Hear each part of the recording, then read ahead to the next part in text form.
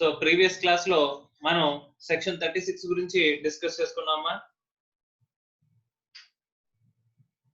Section 36 గురించి discuss చేసుకున్నాం. ఇక్కడ మనం చెప్పుకున్నది ఏంటంటే అదర్ డిడక్షన్స్. ఇవన్నీ 30 to 36 అనే సెక్షన్ లో ఇక్కడ 30 to 36 అని మనం స్పెసిఫిక్ ఎక్స్పెన్సెస్ గురించి మాట్లాడతారు అని చెప్పేసి మనం స్పెసిఫిక్ డిడక్షన్స్ గురించి మాట్లాడతారు అని చెప్పేసి చెప్తున్నాం. అందులో లాస్ట్ సెక్షన్, ఈ సెక్షన్ కి వచ్చేసరికి స్పెషాలిటీ ఏం చెప్పేసి చెప్పానంటే కనుక మనం క్లాజులు సబ్ క్లాజులతో సహా గుర్తుపెట్టుకోవాలి అని చెప్పేసి మనం మాట్లాడుకున్నాము. ఎందుకని చెప్పేసానంటే ఇక్కడ ఈ బీజేపీ నుంచి కనుక ఒక క్వశ్చన్ ఇస్తే ఈ 36 లో కవర్ అయిన ఆస్పెక్ట్స్ గురించి మాత్రం ఖచ్చితంగా 1-2 పాయింట్లు అనేది మనకి డిస్కస్ చేస్తాడు. సో అలాంటప్పుడు మనం క్లాజులు సబ్ క్లాజులతో రాయగలిగితే కనుక ఆన్సర్ బాగుంటది అని చెప్పేసి మీకు చెప్పానండి. సో కాబట్టి ఒక్క సెక్షన్ కి మాత్రం నేను సెక్షన్స్ సబ్ సెక్షన్ తో సహా గుర్తుపెట్టుకోమని చెప్పేసి చెప్పాను. సో అందులో we have started with section 36 subsection 1. Okay, insurance expenditure గురించి. సార్ 36(1)(1) లో బిజినెస్ ఆర్ ప్రొఫెషన్ లో స్టాక్ ఏదైతే ఉంటుందో స్టాక్ కి సంబంధించిన ప్రీమియం ఏమైనా పే చేస్తే అంటే స్టాక్ ఇన్సూరెన్స్ ప్రీమియం పే చేస్తే ఆ ప్రీమియం ఎక్స్పెండిచర్ ని అలౌ చేస్తాను అన్నాడు. 36(1)(1)A లో insurance, cattle insurance paid by federal milk cooperative society. ఎవరి క్యాటిల్ అండి? ఆ ఫెడరల్ మిల్క్ కోఆపరేటివ్ సొసైటీలో ఎవరైతే మెంబర్స్ గా ఉన్నారో వాళ్ళ క్యాటిల్ కి ఇన్సూరెన్స్ కనుక పే చేసినట్లయితే ఆ పే చేసిన ఇన్సూరెన్స్ కి ప్రీమియం అనేది ఫెడరల్ మిల్క్ కోఆపరేటివ్ సొసైటీకి ఎక్స్పెండిచర్ కింద అలౌ చేస్తాను అని చెప్తాను అన్నాడు. ఇంకా మనం చదువుకునే అడ్మిసిబుల్ ఆర్ అలౌబుల్ డిడక్షన్స్ అండి. 36(1)(1)B medical insurance premium paid by employer for employees. ఏదైనా medical or health insurance premium అనేది ఎవరు పే చేస్తున్నారంట? ఎంప్లాయర్ పే చేస్తున్నాడంట. ఎవరికి సంబంధించింది? ఎంప్లాయీస్ కి సంబంధించిందంట. పే చేస్తుంటే కనుక అక్కడ ఒకటే ఒక కండిషన్ పెట్టాడు, నువ్వు ఎలాగైనా పే చేయ అదర్ దాన్ క్యాష్ మోడ్ లో కనుక కాకుండా మిగతా ఏ ఎలక్ట్రానిక్ మోడ్ కానీ ఏ చెక్ మోడ్ కానీ ఎలాగైనా సరే నువ్వు పే చేయొచ్చు. అలా పే చేస్తే కనుక అప్పుడు ఎక్స్పెండిచర్ అలౌ చేస్తాను. క్యాష్ లో పే చేస్తే కనుక ఎక్స్పెండిచర్ అనేది అలౌ చేయను అని చెప్పేసి చెప్పాడండి. తర్వాత బోనస్ ఆర్ కమిషన్ గురించి మాట్లాడుకున్నాం. ఇది అలౌ చేస్తారు but not otherwise as profit. Normal గా బోనస్ గానీ కమిషన్ గానీ ఎంప్లాయీస్ కి పే చేస్తాం. పే చేసిన కమిషన్ గానీ బోనస్ గానీ మనకి ఏం చేస్తారంటే ఎక్స్పెండిచర్ కింద అలౌ చేస్తారంట. బట్ అది ఎలా ఉండకూడదంటే ప్రాఫిట్ రూపంలో ఉండకూడదంట. సార్ ప్రాఫిట్ రూపంలో ఎలా ఉంటుంది సార్? ప్రాఫిట్ ని బోనస్ రూపంలో పంచకూడదు అని చెప్పేసి చెప్తున్నాడమ్మా. అది ఎలా జరుగుతుందని చెప్పేసానంటే నేను మాట్లాడుకున్నాం. జనరల్ గా ప్రాఫిట్ షేర్ హోల్డర్స్ కి డివిడెండ్ రూపంలో వెళ్తుంది. డివిడెండ్ పే చేస్తే కనుక అక్కడ ఖచ్చితంగా ఏం పే చేయాలి? డివిడెండ్ డిస్ట్రిబ్యూషన్ ట్యాక్స్ పే చేయాలని చెప్పేసి మనం మాట్లాడుకున్నామండి. ఇక్కడ కంపెనీ ఏం చేస్తుందంటే కనుక కంపెనీలో షేర్ హోల్డరే ఎంప్లాయీ అంటండి. వీడికి ఈ షేర్ హోల్డర్ కి ప్రాఫిట్ అనేది డిస్ట్రిబ్యూట్ చేసేటప్పుడు ప్రాఫిట్ డిస్ట్రిబ్యూట్ చేస్తే డివిడెండ్ డిస్ట్రిబ్యూషన్ ట్యాక్స్ కట్టాలి. కంపెనీ ప్రాఫిట్ మీద ట్యాక్స్ కట్టాలి. ఆ ప్రాఫిట్ మీద మళ్ళీ ఏం చేయాలండి? డివిడెండ్ డిస్ట్రిబ్యూషన్ ట్యాక్స్ కట్టాలి అని చెప్పేసి ఈ కంపెనీ ఏం చేసిందంటే ఏం ఆలోచించిందంటే షేర్ హోల్డర్ కి ఎంప్లాయీ కింద పెట్టి ఈ షేర్ హోల్డర్ ఎంప్లాయీ ఎవరైతే ఉన్నాడో వాడికి బోనస్ రూపంలో పే చేసేద్దాం. పే చేస్తే ప్రాఫిట్ కి ఎక్స్పెండిచర్, కంపెనీకి ఏమో ఎక్స్పెండిచర్ అయిపోతుంది, ఆ ఎంప్లాయీకి ఇన్కమ్ అయిపోతుంది. What we can avoid dividend distribution tax అని చెప్పేసి అనుకున్నారండి. సో అలా గనక వస్తే కనుక అలా ప్రాఫిట్ ని డిస్ట్రిబ్యూట్ చేస్తున్నారు. బోనస్ రూపంలో ప్రాఫిట్ ని కానీ కమిషన్ కానీ ప్రాఫిట్ ని బోనస్ రూపంలో కానీ కమిషన్ రూపంలో కానీ డిస్ట్రిబ్యూట్ చేస్తున్నారని కనుక ఎక్కడైనా అనిపిస్తే అక్కడ ఏం చేస్తారంటే అండి that is not allowed, otherwise it is allowed. And subject 43B అని చెప్పేసి అన్నారు. సబ్జెక్ట్ 43B అంటే పేమెంట్ బేసిస్ అని చెప్పేసి మనం మాట్లాడుకున్నాము. ఓకే, నార్మల్ గా ఏంటంటే మనం mercantile system of accounting, cash system of accounting రెండు అలౌడ్ అండి మనకి. ఓకే, ఇన్కమ్ ట్యాక్స్ యాక్ట్ ప్రకారం సెక్షన్ 145 లో మెథడ్ ఆఫ్ అకౌంటింగ్ వచ్చేసరికి మర్కంటైల్ సిస్టమ్ ఫాలో అవ్వచ్చు, క్యాష్ సిస్టమ్ ఫాలో అవ్వచ్చు. అంటే నువ్వు ఏదైతే రెగ్యులర్ గా బుక్స్ ఆఫ్ అకౌంట్స్ మెయింటైన్ చేస్తున్నావో ఆ మెథడాలజీ ప్రకారమే నువ్వు వెళ్ళొచ్చు. అది మర్కంటైల్ సిస్టమ్ అయినా పర్లేదు, క్యాష్ సిస్టమ్ అయినా పర్లేదు అని చెప్పేసి మనకి చెప్తున్నాడు అండి. ఓకే, సెక్షన్ 145 లో సబ్జెక్టు 43B అని చెప్పేసి అంటే ఏంటంటే పేమెంట్ బేసిస్ అని చెప్పేసి మనం మాట్లాడుకున్నాము. దీని గురించి ఒకసారి డీటెయిల్ గా నేను మాట్లాడుకున్నది ఒకసారి చెప్తానండి. ఓకే, మనకి రిటర్న్ ఫైలింగ్ డ్యూ డేట్ అంటూ ఉంటుంది. అంటే ఎవ్రీ ఇయర్ కి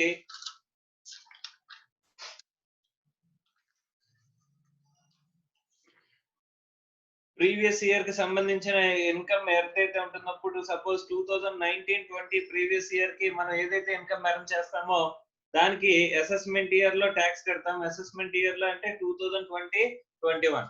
సో ప్రీవియస్ ఇయర్ కి సంబంధించిన ఇన్కమ్ మీద ఏమనుకున్నాం, ట్యాక్స్ ఎప్పుడు కడతాం అనుకున్నాం, అసెస్మెంట్ ఇయర్ లో ట్యాక్స్ కడతాం అని చెప్పేసి మనం మాట్లాడుకున్నాం అమ్మా.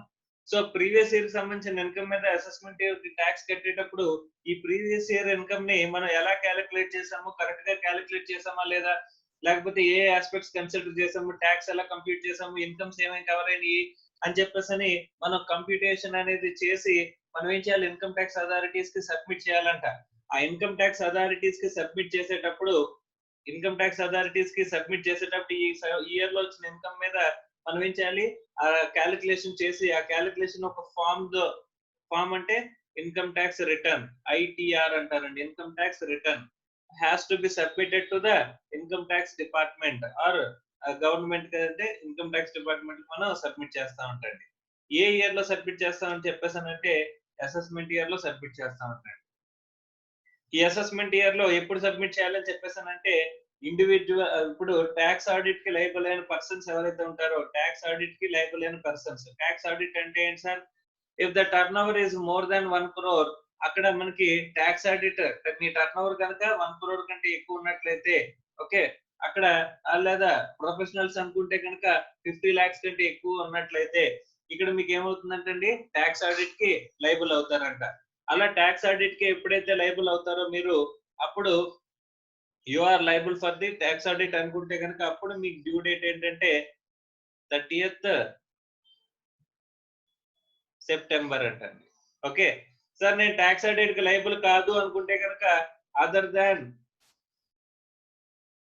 అండ్ ఇంకొకటి ట్యాక్స్ ఆడిట్ కి లైబుల్ కాదు సార్, కానీ we are liable for transfer pricing అంటే we are covered under transfer pricing అనే ఒక ఆస్పెక్ట్ ఉందండి. ఫైనల్ లో చదువుకుంటారు. ఈ ట్రాన్స్ఫర్ ప్రైసింగ్ కనుక కవర్ అయితే that will be 30th November అంటండి. ఓకే, డ్యూ డేట్ ఏంటి 30th November. Sir tax audit liable అయితే 30th September, transfer pricing cover అయితే 30th నవంబర్. సార్ రెండు కాదు అనుకుంటే కనుక అదర్ దాన్ అబౌవ్ అనుకుంటే కనుక అప్పుడు 31st జూలై అంటండి.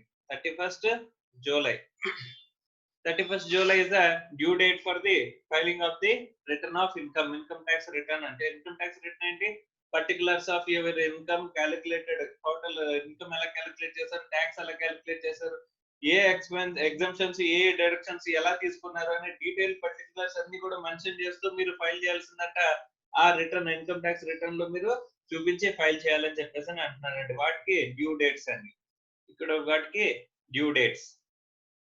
ఓకే సార్, మీరు మర్కంటైల్ సిస్టమ్ ఫాలో అవుతున్నారండి,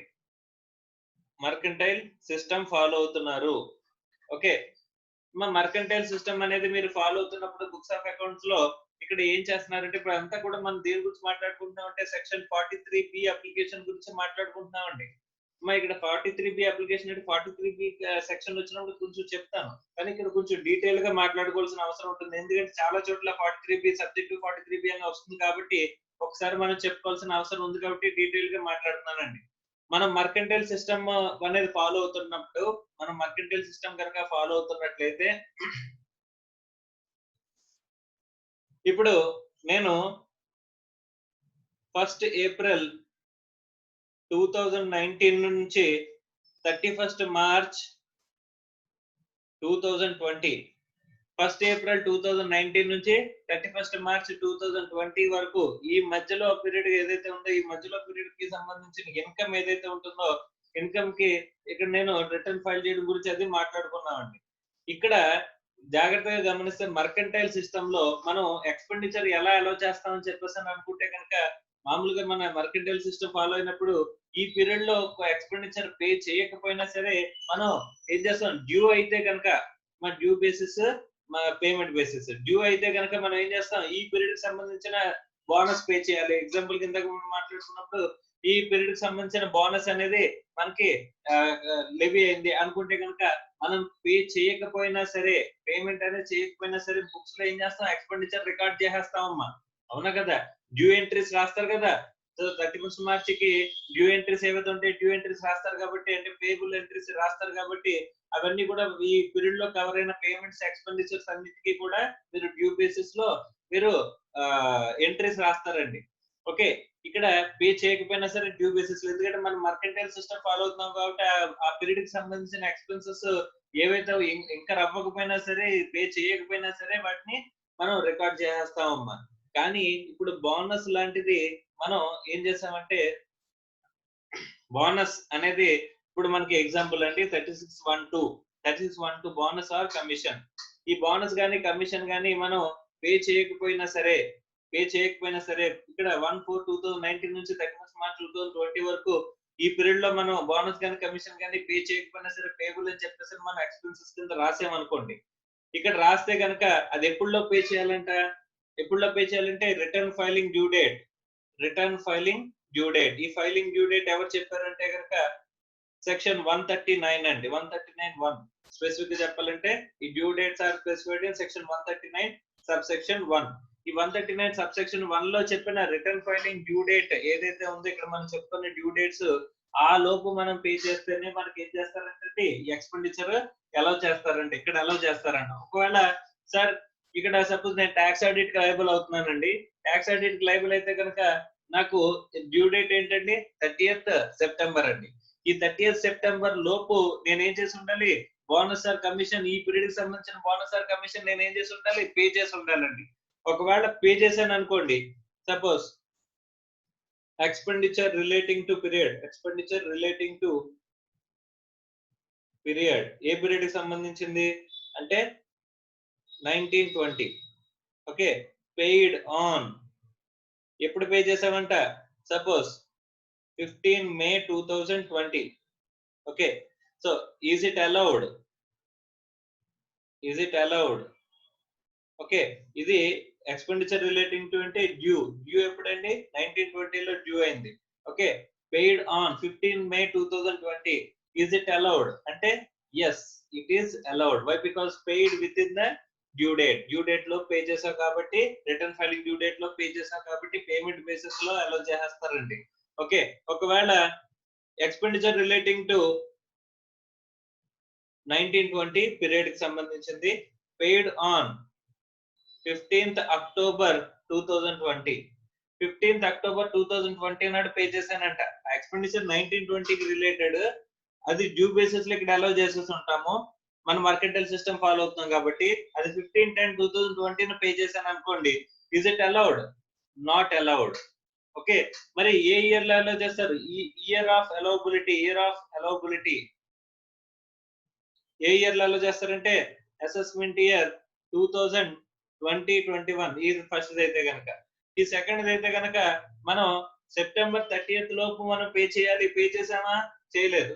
కాబట్టి 15th October ని పే చేసాం కాబట్టి ఇక్కడ మనకి ఏం చేస్తారంటే అండి, ఏ ఇయర్ లో పే చేసామో ఆ ఇయర్ కి సంబంధించిన అసెస్మెంట్ ఇయర్ లో అలౌ చేస్తారంటే, అంటే 21-22. కానీ పే చేసాం కాబట్టి అలౌ చేస్తారు. కానీ ఇప్పుడు in the year in which it is paid, అంటే ఇది 2021 లో పే చేసాం కాబట్టి, ప్రీవియస్ ఇయర్ 2021 లో పే చేసాం కాబట్టి అది 21-22 లో ఇక్కడ ఏం చేస్తారంటే అండి అలౌ చేస్తారంట. కానీ ఫస్ట్ ఆఫ్ ఆల్ 1920 ఇయర్ లో మనం పే చేసింది డ్యూ బేసిస్ లో అలౌ చేసుకున్నది ఏదైతే ఉందో, ఆ డ్యూ బేసిస్ లో అలౌ చేసుకున్నది ఏం చేస్తారు, ప్రాఫిట్ కి యాడ్ చేస్తారండి, డిసలౌ చేస్తారండి expenditure for the previous year 1920, assessment year 2021 ఏం చేస్తారంటే దీన్ని డిసలౌ చేస్తారంట. మరి ఏ ఇయర్ లో అలౌ చేస్తారంట అండి, డిసలౌ చేస్తారంట. ఏ ఇయర్ లో అలౌ చేస్తారంట, అసెస్మెంట్ ఇయర్ 21-22 లో అలౌ చేస్తారంటే, ఎందుకంటే పేమెంట్ ఫాల్స్ ఇన్ 2021. ఓకే, అర్థమవుతుందండి? ఇది మర్కెంటైల్ సిస్టమ్ ఆఫ్ అకౌంటింగ్. ఒకవేళ 1920 లో కనుక ఇక్కడ 15/5/2020 నాడు పే చేస్తే 1920 రిలేటెడ్ డ్యూ అయిన ఎక్స్పెండిచర్ 15/5/2020 అంటే with in the 30th September లో కనుక పే చేస్తే కనుక ఇక్కడ దాన్ని మళ్ళీ ఇక్కడ యాడ్ చేయడం కానీ లెస్ చేయడం కానీ చేస్తారు. ఆల్రెడీ మనం ఇక్కడ ఏం చేసి ఉంటాం, ఎక్స్పెండిచర్ ని అలౌ చేసేసుకుని ఉంటాం, మైనస్ చేసేసుకుని ఉంటాం.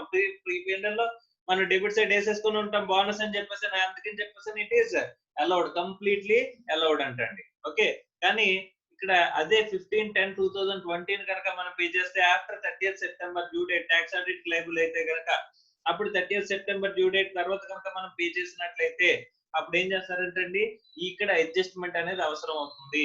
ఈ కేసులో మనకి ఈ అడ్జస్ట్మెంట్ అనేది ప్రాఫిట్ కి అడ్జస్ట్మెంట్ అనేది అవసరం అవుతుంది. అడ్జస్ట్మెంట్ ఎలాగ sir? Disallow it in assessment year 2021 and allow it in assessment year 21-22. Okay right. ఇది మర్కంటైల్ సిస్టమ్ కనుక మనం ఫాలో అవుతున్నట్లయితే ఎప్పుడు అడ్జస్ట్మెంట్ చేయాలనేది మనం చూసామమ్మా. Okay right. Next cash system of accounting మీరు ఫాలో అయ్యేది ఏంటంటే క్యాష్ సిస్టమ్ ఆఫ్ అకౌంటింగ్ కనుక ఫాలో అవుతున్నట్లయితే అప్పుడు ఏంటి సార్ పరిస్థితి? అప్పుడు చూడండి అమ్మా, క్యాష్ సిస్టమ్ ఆఫ్ అకౌంటింగ్ అంటే అసలు మీకు డ్యూ అయింది ఎప్పుడంటే 1920లో డ్యూ అయింది. కానీ ఎలా చేస్తామండి ఇక్కడ పెయిడ్ ఆన్ చూడండి, paid on me books of accounts లో ఎప్పుడు పే చేసామంటే 15/5/2020 నాడు పే చేసాం. ఇక్కడ డ్యూ అయింది 1920కి రిలేటెడ్ ఎక్స్పెండిచర్, ఇది 1920 రిలేటెడ్ ఎక్స్పెండిచర్ పెయిడ్ ఆన్ 15/5/2020 నాడు మనం పే చేసామంట. Okay, is it allowed? Okay, year of allowability మనం అసలు 1920లో డ్యూ అవ్వలేదు కాబట్టి డ్యూ అయ్యాం కానీ పే చేయలేదు కాబట్టి క్యాష్ సిస్టమ్ ఆఫ్ అకౌంటింగ్ లో ఎక్స్పెండిచర్ కవర్ అవుతుందా? కవర్ అవ్వదు. అది ఎప్పుడు కవర్ అవుతుందంట? అది ఏ ఇయర్ లో పే చేసామో ఆ ఇయర్ లో మీ అకౌంట్స్ లోకి కవర్ అవుతుందంట. అంటే 2021 లోకి కవర్ అవుతుందంట మీ బుక్స్ ఆఫ్ అకౌంట్స్ లో. కానీ ఇది ఎక్కడ అలౌ చేస్తారు? Is it allowed? ఎస్. ఏ ఇయర్ ఆఫ్ అలౌబిలిటీ ఏ ఇయర్ లో అలౌ చేస్తారంటండి? ఇది ప్రీవియస్ ఇయర్ 1920 సంబంధించింది కాబట్టి అసెస్మెంట్ ఇయర్ 2021 అసెస్మెంట్ ఇయర్ 2021 లో అలౌ చేస్తారంట. సార్ ఇక్కడ అడ్జస్ట్మెంట్ అనేది అవసరమా? ఎస్. ఇక్కడ మీరు బుక్స్ ఆఫ్ అకౌంట్స్ లో 2021 ఇయర్ లో రాస్తారు కానీ 2021 ఇయర్ లో విత్ ఇన్ ద ఇక్కడ ఏంటి ట్యాక్స్ ఆడిట్ లైబుల్ అయితే 30th సెప్టెంబర్ కాబట్టి 30th సెప్టెంబర్ లోపలనే పే చేసేసారు కాబట్టి ఇక్కడ ఏం చేస్తారండి ఈ 1920 ఇయర్ కి సంబంధించిన దాంట్లోనే అడ్జస్ట్మెంట్ కింద అలౌ చేస్తారంటే అడ్జస్ట్మెంట్ అంటే ఇక్కడ ప్రాఫిట్ లోంచి ఎక్స్పెండిచర్ తీయలేదు మనం, కానీ ఇప్పుడు ఏం చేయొచ్చు? తీసేసేయచ్చు అంట, మైనస్ చేసుకోవచ్చు అంట. సార్ 1920లో అది డ్యూ అయింది కానీ మనం పే చేయలేదు కదా సార్ అంటే మన cash system of accounting follow అవుతున్నా సబ్జెక్ట్ 43B అని చెప్పేసాను అంటే గనక నువ్వు రిటర్న్ ఫైలింగ్ డ్యూ డేట్ లోపు కనుక నేను చెప్పిన ఎక్స్పెండిచర్లు కనుక పే చేసినట్లయితే నీకు అలౌ చేస్తాను అని చెప్పేసి చెప్తున్నారు. Sir even though you're maintaining a cash system of accounting if it is paid within 15/5/2020 నాడు కనుక పే చేస్తే that is within the due date mentioned in tax 139(1) లో కనుక మనం పే చేసినట్లయితే ట్యాక్స్ ఆడిట్ లేబుల్ అయితే 30th సెప్టెంబర్ లోపు కనుక నేను పే చేయొచ్చండి. 15/5/2020 అంటే ఏంటి 30th సెప్టెంబర్ లోపలనే. సో పే చేశాను కాబట్టి అది అలౌ చేస్తారా? ఎస్, అలౌ చేస్తారు. ఓకే, ఇక్కడ అలౌ చేస్తారు అంటే అసెస్మెంట్ ఇయర్ 2021 లో మనకి అది ఎక్స్పెండిచర్ కింద వస్తుందండి. ఓకే సార్, నేను ప్రీవియస్ ఇయర్ 1920 కి రిలేటెడ్ ఎక్స్పెండిచర్ ని నేను 15/10/2020 నాడు పే చేశాను అనుకోండి, is it allowed? Not allowed. Okay, ఎందుకు అని చెప్పేసానంటే 30th సెప్టెంబర్ లోపు నువ్వు పే చేయలేదు, 15th అక్టోబర్ పే చేసావు అంటే 30th సెప్టెంబర్ నువ్వు పే చేయలేదు కాబట్టి ఆ లోపు పే చేయలేదు కాబట్టి ఇది నాట్ అలౌడ్ అండి. ఆల్రెడీ మనం P&L లో చూసుకుంటే అసలు ఎక్స్పెండిచరే వేయలేదు. ఎందుకు వేయలేదు? ఆ ఇయర్ లో నేను పే చేయలేదు కాబట్టి వేయలేదు. కాబట్టి ఇక్కడ అడ్జస్ట్మెంట్ అవసరమా? ఇక్కడ అడ్జస్ట్మెంట్ ఏమీ అవసరం లేదంటండి. ఏ ఇయర్ లో అలౌ చేస్తారు? ఇది అసెస్మెంట్ ఇయర్ 21-22 లో అలౌ చేస్తామంట. జాగ్రత్తగా గమనించండి. Mercantile system of accounting follow అయితే కనుక మీరు ఎక్కడ అలౌ చేస్తున్నారండి? అడ్జస్ట్మెంట్ ఎక్కడ అవసరం అవుతుందండి? ఈ సెకండ్ కేసులో. అదే cash system of accounting follow అయితే కనుక ఫస్ట్ కేసులో మీకు అడ్జస్ట్మెంట్ అనేది అవసరం అవుతుంది. ఈ ఇయర్ ఇక్కడ ఏంటిది అలౌ చేయాల్సిన ఎక్స్పెండిచర్ అంటండి, అలౌ చేయాల్సిన ఎక్స్పెండిచర్. ఎందుకంటే 1920 సెకండ్ కేసులో వచ్చేసరికి అసలు మన P&L ఎక్స్పెండిచర్ కింద కన్సిడర్ చేయలేదు, cash system of accounting follow అవుతున్నాం కాబట్టి మళ్ళీ అడ్జస్ట్మెంట్ అవసరమా? అవసరం లేదు. అది అలాగే నాట్ అలౌడ్ కాబట్టి అసలు ఆ ఇయర్ కి మనం అడ్జస్ట్మెంట్ చేయాల్సిన అవసరం లేదు. కానీ 1920 ఇక్కడ ఫస్ట్ కేసు మాత్రం ఏమవుతుంది 15/5/2020 అంటే 30th సెప్టెంబర్ లోపు పే చేశాను కాబట్టి ఇక్కడ ఏం చేస్తారంటే అండి ఇక్కడ అడ్జస్ట్మెంట్ అనేది అవసరం అని చెప్పేసి ఇక్కడ మనం చెప్పుకున్నాం అంటండి. Is it clear or not? So mercantile system of accounting follow అయితే 43B అడ్జస్ట్మెంట్ ఎలా ఉంటుంది, cash system of accounting follow అయితే 43B అడ్జస్ట్మెంట్ ఎలా ఉంటుంది అనేది ఒక గ్లిమ్స్ గా మనం చూసామమ్మా. Is it clear or not? Right. Let us come back to ఇక్కడ సబ్జెక్ట్ 43B అని బోనస్ ఆర్ కమిషన్ కి ఇచ్చేటండి 36(1)(2) కింద. తర్వాత మనం డిస్కస్ చేసుకున్నది ఏంటంటే interest on borrowed capital 36(1)(3). Interest on borrowed capital ఏదైతే ఉంటుందో, ఇంట్రెస్ట్ ఆన్ బారోడ్ క్యాపిటల్ అంటే ఏంటన్నారండి, ఇది కూడా సబ్జెక్ట్ 43B అని చెప్పేసి అని అన్నారు. మీరు ఇంట్రెస్ట్ క్యాపిటల్ బారో చేశారు, లోన్ తీసుకున్నారు, లోన్ మీద ఇంట్రెస్ట్ అయినా పే చేస్తే కనుక ఆ ఇంట్రెస్ట్ ఏం చేస్తారంటే అలౌ చేస్తారు, కానీ పే చేస్తేనే అలౌ చేస్తారంట. పేమెంట్ ఎప్పుడులోపు చేయొచ్చంట, పేమెంట్ ఎప్పుడులోపు చేయొచ్చు అంటే మనకి 43B అంటున్నారు. అంటే ఇక్కడ కూడా మళ్ళీ సేమ్ ఈ payment basis, mercantile system, cash system of accounting base చేసుకుని పే చేస్తేనే అలౌ చేస్తే కేసు అంటండి. పే చేస్తే కనుక అలౌ చేస్తారు. అది మీరు మర్కంటైల్ సిస్టమ్ అయినా లేకపోతే క్యాష్ సిస్టమ్ అయినా ఫాలో అవుతున్నా సరే ఎప్పుడులో పే చేయాలి, ఇక్కడ రిటర్న్ ఫైలింగ్ డ్యూ డేట్ లో మనం పే చేయాలని చెప్పేసి అని చెప్పారండి. కానీ ఇక్కడ ఒక విషయం చెప్పుకున్నాం మనం, ఇక్కడ నేను లోన్ తీసుకున్నాను, దాని మీద ఇంట్రెస్ట్ వేసాడంట, ఇంట్రెస్ట్ అనేది లెవీ చేశాడంట, ఆ ఇంట్రెస్ట్ ని నేను పే చేయలేదంట. పే చేయకపోతే వాడు దీన్ని కూడా లోన్ కింద కన్వర్ట్ చేస్తాడంట, దీన్ని కూడా న్యూ లోన్ కింద కన్వర్ట్ చేశాడు. ఇప్పుడు మీరు ఇంట్రెస్ట్ పే చేయడంలో డిఫాల్ట్ అయ్యారండి. డిఫాల్ట్ అయినప్పుడు మీరు ఏం చేశాడంటే వాడు ఇంట్రెస్ట్ కింద కన్సిడర్ చేయకుండా లోన్ కింద కన్సిడర్ చేస్తారంటే, జనరల్ గా ఎందుకు కన్సిడర్ చేస్తారంటే ఈ లోన్ మీద ఎలా ఇంట్రెస్ట్ పడుతుందో ఇంట్రెస్ట్ కూడా మీరు పే చేయాల్సింది పే చేయలేదు కదా, పే చేయకపోతే దాని మీద కూడా ఇంట్రెస్ట్ వేయాలి కదా. నార్మల్ గా బ్యాంక్ లోన్స్ ఏమైనా ఉన్నట్లయితే అవి సింపుల్ ఇంట్రెస్ట్ లో ఉంటాయంటండి. మరి సింపుల్ ఇంట్రెస్ట్ లేకుండా దాని మీద కూడా ఇంట్రెస్ట్ పడాలంటే ఏం చేయాలి, దాన్ని లోన్ కింద కన్వర్ట్ చేయాలండి. దాన్ని ఇంకొక లోన్ కింద కన్వర్ట్ చేస్తారు. ఈ లోన్ కింద కన్వర్ట్ చేస్తే మళ్ళీ దాని మీద ఏం చేయొచ్చు, ఇంట్రెస్ట్ అనేది లెవీ చేసుకోవచ్చు. ఓకే, అసలే ఇంట్రెస్ట్ రాలేదని మనం ఇది చెబుతున్నప్పుడు మళ్ళీ ఇంట్రెస్ట్ మీద ఇంట్రెస్ట్ లాస్ అవుతారు కాబట్టి దాన్ని ఏం చేస్తారు, లోన్ కింద కన్వర్ట్ చేస్తారండి. అప్పుడు మళ్ళీ దాన్ని ఏం చేస్తారు, దాని మీద ఏం చేయొచ్చు, ఇంట్రెస్ట్ అనేది లెవీ చేయొచ్చు. బ్యాంకింగ్ సిస్టమ్ లో ఇంట్రెస్ట్ మీద ఇంట్రెస్ట్ వేయలేరు, అందుకని ఇంట్రెస్ట్ ఏం చేస్తారు, లోన్ లో కన్వర్ట్ చేసుకుని మళ్ళీ దాని మీద ఇంట్రెస్ట్ అనేది లెవీ చేయడం కోసము. ఓకే, ఇక్కడ బ్యాంక్ కోడ్ ఇంట్రెస్ట్ ని ఎంట్రీ చేసుకునేటప్పుడు, ఇంట్రెస్ట్ ని లోన్ కింద కన్వర్ట్ చేసుకునేటప్పుడు న్యూ లోన్ అకౌంట్ అనేది మనకి ఇచ్చి ఇంట్రెస్ట్ అనే దాన్ని ఆడికి డెబిట్ చేస్తాడంటే, అంటే ఇంట్రెస్ట్ ని ఇక్కడైతే వీడు ఇక్కడ క్లోజ్ చేసేస్తున్నాడు. ఇంట్రెస్ట్ ని క్లోజ్ చేయడం అంటే ఏంటి, బై త్రూ లోన్ ద్వారా క్లోజ్ చేస్తుంటే కనుక ఈ లోన్ ని, న్యూ లోన్ ఏదైతే ఉందో ఈ న్యూ లోన్ తీసుకునేటప్పుడు ఇంట్రెస్ట్ అనేది మనకి క్లోజ్ అయిపోతుంది. అంటే ఇంట్రెస్ట్ పే చేసినట్టు ఎంట్రీ రాసుకుంటాడండి ఆడు. కొత్త లోన్ తీసుకుని ఇంట్రెస్ట్ పే చేసుకున్నట్టు ఎంట్రీ రాసుకుంటాడు. ఆడు పే చేసినట్టు ఎంట్రీ రాసుకున్నాడు కదా అని చెప్పేసి మనం పే చేసామా, పే చేయలేదు. కాబట్టి మనకి అలౌడ్ అండి, ఆడు ఎంట్రీ రాసుకున్నంత మాత్రాన it is not a repayment. Okay, so కాబట్టి ఇలాంటి సిచ్యువేషన్ లో మనకి ఇంట్రెస్ట్ ని అలౌ చేయరు. మనకి పేమెంట్ బేసిస్ లో అలౌ చేస్తారు కదా సార్, వాడు పేమెంట్ వచ్చిందని రాసుకుంటున్నాడు కదా, వాడు వచ్చిందని రాసుకోవడం గురించి కాదు, వాడు ఎలా వచ్చింది అనుకుంటున్నాడు, కొత్త లోన్ ఇవ్వడం ద్వారా ఇంట్రెస్ట్ పే చేసేవన్నట్టు రాసుకుంటాడండి ఎంట్రీ. అలా రాసుకున్నంత మాత్రాన ఇది పేమెంట్ బేసిస్ లో మీకు అలౌ చేయరు, ఎందుకంటే నువ్వు నిజంగా పే చేసావా, చేయలేదు. కాబట్టి ఇట్ ఈస్ నాట్ అలౌడ్ అని చెప్పేసి అని అంటున్నాడండి. మనం న్యూ లోన్ శాంక్షన్ చేసేసి ఇంట్రెస్ట్ ని లోన్ రూపంలో కన్వర్ట్ చేసినట్లయితే ఆ కన్వర్షన్ ని we cannot take it as an advantage. We cannot take it as an advantage and it is not allowed even though it is subject to 43B అని చెప్పేసి మనం మాట్లాడుకున్నామండి. Okay, right. Next 36(1)(3)A zero coupon bonds అని చెప్పేసి అని అనుకున్నాం. General గా zero coupon bonds లో మనకి ఏముంటుంది సార్, ఎక్స్పెన్స్ అని చెప్పేసి అంటే అసలు కూపన్ రేట్ ఇంట్రెస్ట్ రేట్ లేదు కదా సార్ అని చెప్పేసి అంటే అక్కడే మనం పొరపాటు పడుతున్నాం. ఏం చేస్తున్నాం అంటే గనక మనకి ఇష్యూ ప్రైస్ నేను 90 రూపాయలకి ఇష్యూ చేస్తే కనుక అది ఎంతకి రిడీమ్ చేస్తానంటే అండి 100 రూపీస్ రిడీమ్ చేస్తానంటే కనుక ఈ డిఫరెన్స్ ఆఫ్ గ్యాప్ ఏదైతే ఉంటుందో దీన్ని మనం ఏమంటామంటే ఇంట్రెస్ట్ ఆర్ డిస్కౌంట్ కి ఇష్యూ చేస్తున్నాము. ఇదే ఇంట్రెస్ట్ వాల్యూ కూడా, ఇంట్రెస్ట్ కూడా. అంటే ఎవడైనా మీకు మీకు మీ బాండ్స్ లో ఇన్వెస్ట్ చేస్తాము, మీరు నాకు ఇంట్రెస్ట్ ఎంత ఇస్తారంటే జీరో ఇంట్రెస్ట్, నేను ఇంట్రెస్ట్ ఇవ్వను అని చెప్పేసి అంటే ఎవడైనా ఇన్వెస్ట్ చేస్తాడండి, రిటర్న్ అనేది లేకుండా ఇన్వెస్ట్ చేస్తాడా, చేయడు. మరి జీరో కూపన్ అంటే కూపన్ రేట్ అంటే ఇంట్రెస్ట్ రేట్ అండి. కూపన్ రేట్ జీరో అంటున్నారు కదా సార్, కూపన్ రేట్ జీరో అయినా సరే దానికి ఇండైరెక్ట్ గా అడ్వాంటేజ్ ఇస్తాను. ఇండైరెక్ట్ గా అడ్వాంటేజ్ ఏంటి, నేను ఇష్యూ 90 రూపాయలకి చేస్తే రిడీమ్షన్ 100 రూపాయలకి చేస్తానంటే నీకు ఎంత గ్యాప్ వస్తుంది, 10 రూపీస్ గ్యాప్ వస్తుంది. నేను 2 years బాండ్స్ ఇష్యూ చేస్తున్నాను అనుకుంటే కనుక నువ్వు 2 years కి effective rate of return on investment calculate చేసుకుంటారండి. ఈ 2 years కి 10 రూపీస్ అది వస్తుందంటే కనుక నువ్వు 90 రూపాయలు ఇన్వెస్ట్ చేస్తే నీకు ఎంత వస్తుంది, 10 రూపీస్ వస్తుంది.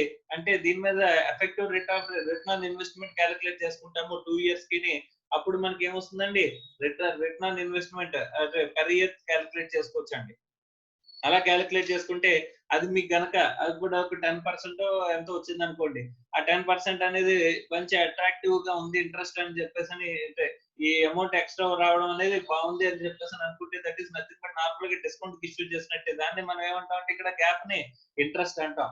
సో ఆ ఇంట్రెస్ట్ ని ఇక్కడ రిడమ్షన్ వాల్యూ డిఫరెన్స్ ని మనకి ఏంటంటే అండి P&L ఎక్స్పెండిచర్ కింద క్లెయిమ్ చేసుకోవచ్చు. అలా క్లెయిమ్ చేసుకోవచ్చు అని చెప్పేసానంటే ఇక్కడ పే చేస్తే కనుక సారీ ఇక్కడ ఏం చేసుకోవచ్చు అంటే ఈ డిఫరెన్స్ ని ఇక్కడ జీరో కూపన్ బాండ్స్ ని ఎక్స్పెండిచర్ కింద క్లెయిమ్ చేసుకోవచ్చు అని చెప్పేసి చెప్పారండి. Okay, zero coupon bonds. Next 36(1)(3)A గురించి మనం డిస్కస్ చేసుకున్నాం. తర్వాత employee welfare funds. Employee welfare funds గురించి మనం డీటెయిల్ గా మాట్లాడుకున్నామమ్మా. ఈ ఎంప్లాయీ వెల్ఫేర్ ఫండ్స్ అంటే ఏంటంటే లైక్ రికగ్నైజ్డ్ ప్రావిడెంట్ ఫండ్ కానీ ఏదైనా ఉంటే కనుక జనరల్ గా ఈ రికగ్నైజ్డ్ ప్రావిడెంట్ ఫండ్ లాంటివి ఏమైనా ఉన్నట్లయితే ఎంప్లాయర్ కాంట్రిబ్యూషన్, ఎంప్లాయీ కాంట్రిబ్యూషన్ రెండు ఉంటాయండి. ఈ ఎంప్లాయీ ఏం చేస్తాడంటే ఎంప్లాయర్ కి డబ్బులు ఇచ్చేస్తాడంట. ఎంప్లాయర్ కి డబ్బులు ఇచ్చేస్తాడు, వాడి కాంట్రిబ్యూషన్ కూడాని. వాడు ఎంప్లాయర్ ఏం చేయాలి, వీడి కాంట్రిబ్యూషన్, ఎంప్లాయర్ కాంట్రిబ్యూషన్, ఎంప్లాయీ దగ్గర నుంచి కలెక్ట్ చేస్తుంది. కలెక్టెడ్ ఫ్రమ్ ఎంప్లాయీ అండ్ వీడి ఓన్ కాంట్రిబ్యూషన్, ఈ రెండు కలిపి అక్కడ మనం కాంట్రిబ్యూట్ చేయాలంటండి. వీడి own contribution plus collected from employee రెండింటిని కూడా డిపాజిట్ చేస్తారండి. ఓకే, ఎంప్లాయర్ డిపాజిట్ చేస్తాడండి. ఫస్ట్ ఆఫ్ ఆల్ ఈ ఎంప్లాయీ దగ్గర నుంచి ఏదైతే ఎంప్లాయర్ కలెక్ట్ చేశాడో వీడికి దీన్ని ఇన్కమ్ కింద ట్రీట్ చేస్తారని చెప్పాం. ఎందుకని చెప్పేసానంటే ఒకవేళ ఎంప్లాయీ నుంచి కలెక్ట్ చేసి వీడు కనుక ఆ డిపాజిట్ చేయలేదనుకోండి, మనకి అప్రోప్రియేట్ ఫండ్ అకౌంట్ కి మనకి డిపాజిట్ చేయలేదు అనుకుంటే కనుక ఈ డబ్బులన్నీ కూడా ఎంప్లాయర్ కి మిగిలిపోతాయి కదా. అలా మిగిలిపోతాయి అనే ఉద్దేశంలో ఏం చేశారంటే 224(10) అనే సెక్షన్ ప్రకారం ఏం చేశారంటండి, దీన్ని ఇన్కమ్ కింద ట్రీట్ చేశారంట. ఒకవేళ వాడు పే చేస్తే అప్పుడు మాత్రమే ఏం చేస్తారంట, ఎక్స్పెండిచర్ కింద అలౌ చేస్తారంట. ఓకే రైట్, వెరీ ఇంపార్టెంట్ అండి. ఎంప్లాయీ దగ్గర నుంచి కలెక్ట్ చేసిన అమౌంట్ ఏదైతే ఉంటుందో ఆ కలెక్ట్ చేసిన అమౌంట్ 224(10) ప్రకారం ఎంప్లాయర్ కి ఏమవుతుంది, ఇన్కమ్ అవుతుంది. అది పే చేస్తే మాత్రమే ఎక్స్పెండిచర్ కింద అలౌ చేస్తారు. అది ఏ సెక్షన్ ప్రకారం పే చేస్తే గనక 36(1)(5). సో 36(1)(5) గురించి మనం మాట్లాడుకుంటున్నామండి.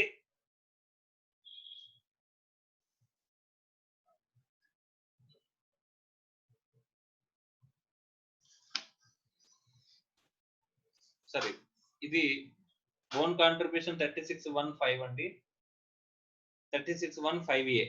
Okay right. సో ఇక్కడ ఏంటంటే పే చేస్తే కనుక ఇలా ఎంప్లాయీ దగ్గర నుంచి కలెక్ట్ చేసిన అమౌంట్ ఫస్ట్ ఏమైంది, ఇన్కమ్ అయింది. ఇన్కమ్ ని పే చేస్తే కనుక అలౌ చేస్తారు. పేమెంట్ ఎలా చేయాలి అంటే 36(1)(5)A ప్రకారం చెప్పేది ఏంటంటే కనుక ఇప్పుడు పేమెంట్ అనేది ఏదైతే యాక్ట్ ప్రకారం నువ్వు కలెక్ట్ చేసావో ఆ యాక్ట్ చెప్పిన డ్యూ డేట్ ఏదైతే ఉంటుందో ఆ డ్యూ డేట్ లోపల నువ్వేం చేయాలంట, పే చేయాలంట. సపోజ్ ప్రావిడెంట్ ఫండ్ యాక్ట్ కనుక మనం చూసినట్లయితే మనకి ఎప్పుడంట, ఇప్పుడు మే మంత్ ఉందనుకోండి, మే మంత్ కి సంబంధించింది మనం ఎప్పుడులో పే చేయాలంట, నెక్స్ట్ మంత్ 15th అంటండి. నెక్స్ట్ మంత్ 15th అంటే జూన్, 15th జూన్ లోపు మనం పేమెంట్ అనేది చేయాలంటండి. యాక్ట్ ప్రకారం మనం కాంట్రిబ్యూషన్ ఎప్పుడైతే చేయాలో. ప్లస్ దీనికి ఒక యాక్ట్ లోనే 5 గ్రేస్ డేస్ ఇచ్చారంటండి. ఏం చేశారు, యాక్ట్ లోనే 5 గ్రేస్ డేస్ ఇచ్చారంట. అంటే టోటల్ చేస్తే మనం ఎప్పుడులో పే చేయాలంటండి, 20th జూన్ 2020 లోపు మనం మే 2020 కాంట్రిబ్యూషన్ ని గవర్నమెంట్ కి డిపాజిట్ చేయాలి. ఆ ప్రావిడెంట్ ఫండ్ అకౌంట్ కి డిపాజిట్ చేయాలి యాజ్ పర్ పిఎఫ్ యాక్ట్ ప్రకారం. సో ఈ డ్యూ డేట్ లోపు మనం పే చేస్తేనే ఇక్కడ ఏం చేస్తారంటండి, ఈ యాక్ట్ ప్రకారం డ్యూ డేట్ ఏదైతే ఉంటుందో ఆ యాక్ట్ ప్రకారం చెప్పిన డ్యూ డేట్ లో పే చేస్తేనే ఇక్కడ ఎంప్లాయర్ కి ఈ ఎంప్లాయీ దగ్గర నుంచి కలెక్ట్ చేసిన కాంట్రిబ్యూషన్ పేమెంట్ కి అలౌ చేస్తున్నారంట, ఎక్స్పెండిచర్ కింద అలౌ చేస్తారంట. ఓకే, ఒక ఈ కండిషన్ కనుక ఫాలో అయితే. అదే ఓన్ కాంట్రిబ్యూషన్ అనుకోండి, వాడు ఓన్ గా కాంట్రిబ్యూట్ చేయాల్సింది ఏదైతే ఉంటుందో ఆ కాంట్రిబ్యూషన్ అనుకోండి, ఎంప్లాయర్ ఓన్ కాంట్రిబ్యూషన్ ని ఎప్పుడు అలౌ చేస్తారంట, కేవలం ఎంప్లాయర్ ఓన్ కాంట్రిబ్యూషన్ ఏదైతే ఉంటుందో ఓన్ కాంట్రిబ్యూషన్ ని పే చేసేటప్పుడు సబ్జెక్ట్ టు 43B అంటండి. ఇది సబ్జెక్ట్ టు 43B అంటే మనకి రిటర్న్ ఫైలింగ్ డ్యూ డేట్ లోపు పే చేస్తే మనకి ఏం చేస్తారంటండి, అలౌ చేస్తారంట. రిటర్న్ ఫైలింగ్ డ్యూ డేట్ లో పే చేయకపోతే అలౌ చేయరు. ఓకే, ఏ ఇయర్ లో పే చేస్తే ఆ ఇయర్ లో అలౌ చేస్తారంటండి. ఓకే, కానీ ఇక్కడ మాత్రం ఒక్కసారి కనుక ఈ యాక్ట్ ప్రకారం చెప్పిన డ్యూ డేట్ లోపు కనుక ఎంప్లాయీ దగ్గర నుంచి కలెక్ట్ చేసింది గవర్నమెంట్ కి పే చేయకపోతే అది ఎప్పటికీ అలౌ అవుదంటండి, అది ఎప్పటికీ అలౌ అవ్వదు. ఓకేనా, this is very very important. 36(1)(5)A అనేది చాలా చాలా ఇంపార్టెంట్. రెండింటికి బైఫర్కేషన్ చూసుకోండి అమ్మా. ఈ రికగ్నైజ్డ్ ప్రావిడెంట్ ఫండ్ కి కాంట్రిబ్యూషన్ అని చెప్పేసి చెప్తాడు మీకు ఎగ్జామ్ లో. రికగ్నైజ్డ్ ప్రావిడెంట్ ఫండ్ కాంట్రిబ్యూషన్ అన్నప్పుడు అందులో 2 పార్ట్స్ చూసుకోవాలి మనం. వాడు ఏ పాయింట్ గురించి చెప్పాడు, ఎంప్లాయీ దగ్గర నుంచి కలెక్ట్ చేసిందా, మనం ఓన్ గా కాంట్రిబ్యూట్ చేసేదా. ఎంప్లాయీ దగ్గర నుంచి కలెక్ట్ చేసింది అనుకుంటే కనుక ఫస్ట్ ఆఫ్ ఆల్ అది ఇన్కమ్ అవుతుంది. దాన్ని 36(1)(5)A ప్రకారం ఏం చేయాలి, యాక్ట్ డ్యూ డేట్ లోపు మనం చెప్తే కనుక, యాక్ట్ డ్యూ డేట్ ఏదైతే ఇస్తే కనుక యాక్ట్ డ్యూ డేట్ లోపు పే చేశాడా లేదని చూసుకోవాలి. పే చేస్తే ఎక్స్పెండిచర్ ని అలౌ చేయాలి, పే చేయకపోతే డిజలౌ చేయాలి. ఓకే, అదే ఓన్ కాంట్రిబ్యూషన్ అనుకుంటే కనుక మళ్ళీ సబ్జెక్ట్ టు 43B అండి, అంటే రిటర్న్ ఫైలింగ్ డ్యూ డేట్ లోపు వరకు మనం పే చేసుకోవడానికి ఆస్కారం అనేది ఉంటుంది. ఓకే, ఈ సబ్జెక్ట్ 43 అడ్జస్ట్మెంట్ ఎలా చేయాలి అనేది ఇంతకు ముందు డీటెయిల్ గా మాట్లాడుకున్నామండి. అది మర్కెంటైల్ సిస్టమ్ ఆఫ్ అకౌంటింగ్ అయితే ఎలాగా, క్యాష్ సిస్టమ్ ఆఫ్ అకౌంటింగ్ అయితే ఎలాగా అని చెప్పేసి రెండు కూడా డీటెయిల్ గా డిస్కస్ చేసుకున్నాము. Okay right, next. So next దేని గురించి మాట్లాడుకున్నాం అంటే కనుక 36(1)(6) గురించి కూడా మనం మాట్లాడుకున్నాం అంటండి. Allowance of the animals or life stock. Sir మనం లైఫ్ స్టాక్ గానీ యానిమల్స్ గానీ మనం పర్చేజ్ చేసాము అని చెప్పేసి అనుకుంటే కనుక వాటిని జనరల్ గా ఏం చేస్తారండి, లైఫ్ స్టాక్ అని చెప్పేసి అసెట్ లో బ్యాలెన్స్ షీట్ లో చూపించుకుంటామండి. ఓకే, ఎక్కడ P&L ఎక్స్పెండిచర్ గురించి మనం చూపించాం, ఎందుకంటే ఇప్పుడు కౌస్ ఉన్నాయనుకోండి, కౌస్ మిల్క్ ఇస్తాయి. ఓకే, ఆ మిల్క్ నమ్ముకుంటే మనకి ఇక్కడ రెవెన్యూ జనరేట్ అవుతుంది. కానీ ఆ కౌకి సంబంధించిన డిప్రిసియేషన్ అనేది మనం ఇక్కడ క్లెయిమ్ చేయొచ్చా, కౌకి సంబంధించిన డిప్రిసియేషన్ అనేది మనం క్లెయిమ్ చేయొచ్చా అని చెప్పేసి అంటే వీ కెనాట్ క్లెయిమ్, ఎందుకంటే లైఫ్ స్టాక్ కి డిప్రిసియేషన్ అనేది ఉండదు. డిప్రిసియేషన్ అనేది లైఫ్ స్టాక్ కి ఉండదండి. ఓకే, మీ అకౌంటింగ్ స్టాండర్డ్ లో చదువుతారు, తర్వాత కంపెనీస్ యాక్ట్ లో చదువుతారు, ఎక్కడ కూడా డిప్రిసియేషన్ అనేది లైఫ్ స్టాక్ కి ఉండదు. మనం కొన్ని డిప్రిసియేషన్ ఇన్కమ్ ట్యాక్స్ యాక్ట్ లో ఎలా చేస్తున్నారంటే, మనం చెప్పుకున్నప్పుడు స్పెసిఫిక్ రేట్స్ అనేది, క్లాసిఫికేషన్ అనేది మాట్లాడుకున్న దాంట్లో ఎక్కడ కూడా ఈ లైఫ్ స్టాక్ గురించి మనం మాట్లాడుకోలేదు, ఎక్కడ కూడా స్పెసిఫైడ్ రేట్ అనేది మీకు ఇవ్వలేదు. కాబట్టి ఇక్కడ ఏముండదు, డిప్రిసియేషన్ అనేది ఉండదు. కానీ ఇక్కడ ఏం చేస్తారంటే, ఒకవేళ లైఫ్ స్టాక్ కనుక అబ్సల్యూట్ అయిపోతే, ఈ లైఫ్ స్టాక్ నేను సపోజ్ ఒక 50,000 పెట్టి కొన్నానంటండి, ఒక బఫెలోనే నేను 50,000 పెట్టి కొన్నానంటండి. దాన్ని నాకు అది చనిపోయిన తర్వాత ఆ క్యార్కేస్ అంటే ఆ కళేబరాన్ని అమ్మేస్తే కనుక ఇక్కడ ఏమొచ్చిందంటే ఒక 5,000 రూపీస్ వచ్చింది అనుకోండి. ఏం చేయాలంట, ఈ 50,000 అందులో 5,000 రికవర్ అయింది కాబట్టి 50,000 మైనస్ 5,000 అంటే 45,000 ఉంటుందండి. ఈ 45,000 ని నేను ఏం చేయాలంటే ఇంక డిప్రిసియేషన్ అది ఉండదు కాబట్టి P&L లో ఎక్స్పెండిచర్ కింద వేసుకోవచ్చు అంట. ఏ సెక్షన్ ప్రకారం సార్, 36(1)(6) ప్రకారం allowance for the animals or livestock. Animals or livestock ఎప్పుడైతే క్యారెక్టర్స్ కి మనం క్యారెక్టర్స్ అమ్మేస్తామో, ఓకే, సో లేకపోతే ఆ స్లాటరింగ్ అనేది అమ్మేసినప్పుడు ఆ వాల్యూ మైనస్ చేసుకుని మిగిలినంతా కూడా ఏం చేయాలి, 45,000 ట్యాక్సబుల్ చేయాలి అని చెప్పేసి, ఎక్స్పెండిచర్ కింద అలౌ చేయాలి అని చెప్పేసి మనం మాట్లాడుకుంటున్నాం అండి. 36(1)(6) గురించి మాట్లాడుకున్నాం సో ఫార్. సో ఇప్పటి వరకు మనం చెప్పుకున్నదంతా కూడా ప్రీవియస్ క్లాస్ లో మనం జస్ట్ డిస్కస్ చేసుకున్నదేనండి. కానీ ఒకసారి ఇది చాలా ఇంపార్టెంట్ ఆస్పెక్ట్ కాబట్టి డీటెయిల్ గా మాట్లాడుకుంటూ వచ్చాము. Okay right, next important aspect page number 194 తీసి చూడండి అమ్మా. అందులో 36(1)(7) బ్యాడ్ డెట్స్.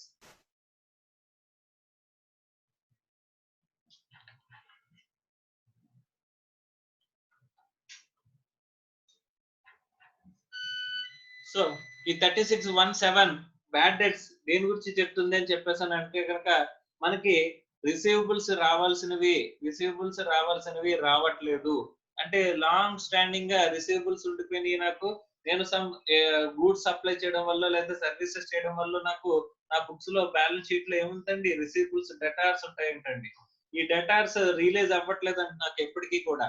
అలా రియలైజ్ అవ్వట్లేదు అని చెప్పేసి నేను ఏం చేసుకోవచ్చంట, వీటిని బ్యాడ్ డెట్స్ కింద. అందులో కొంతమంది ఇన్సాల్వెంట్ అయిపోయిన వాళ్ళు ఉన్నారు, ఎవరైనా ఉంటే కనుక ఆ డబ్బులు తిరిగి రావు అని చెప్పేసి కనుక, if you are confident about it అనుకుంటే కనుక మీరు ఏం చేయొచ్చు అంట, P&L లో మీ డెటార్స్ ఏదైతే ఉన్నారో ఈ రాని డెటార్స్ ని ఏం చేయొచ్చంట ఇక్కడ నుంచి మైనస్ చేసేసి బ్యాడ్ డెట్స్ అని చెప్పేసి మీరు మైనస్ చేసేసి ఇక్కడ బ్యాడ్ డెట్స్ అని చెప్పేసి మీరు P&L ఎక్స్పెండిచర్ కింద క్లెయిమ్ చేసుకోవచ్చు. ఇది నార్మల్ గా జరిగే ప్రొవిజన్ అండి. మరి ఇన్కమ్ ట్యాక్స్ యాక్ట్ లో యాజ్ ఇట్ ఈస్ గా అలో చేస్తారా సార్ అని చెప్పేసి ఒక్కసారి ప్రొవిజన్ అనేది చూద్దాం అమ్మా.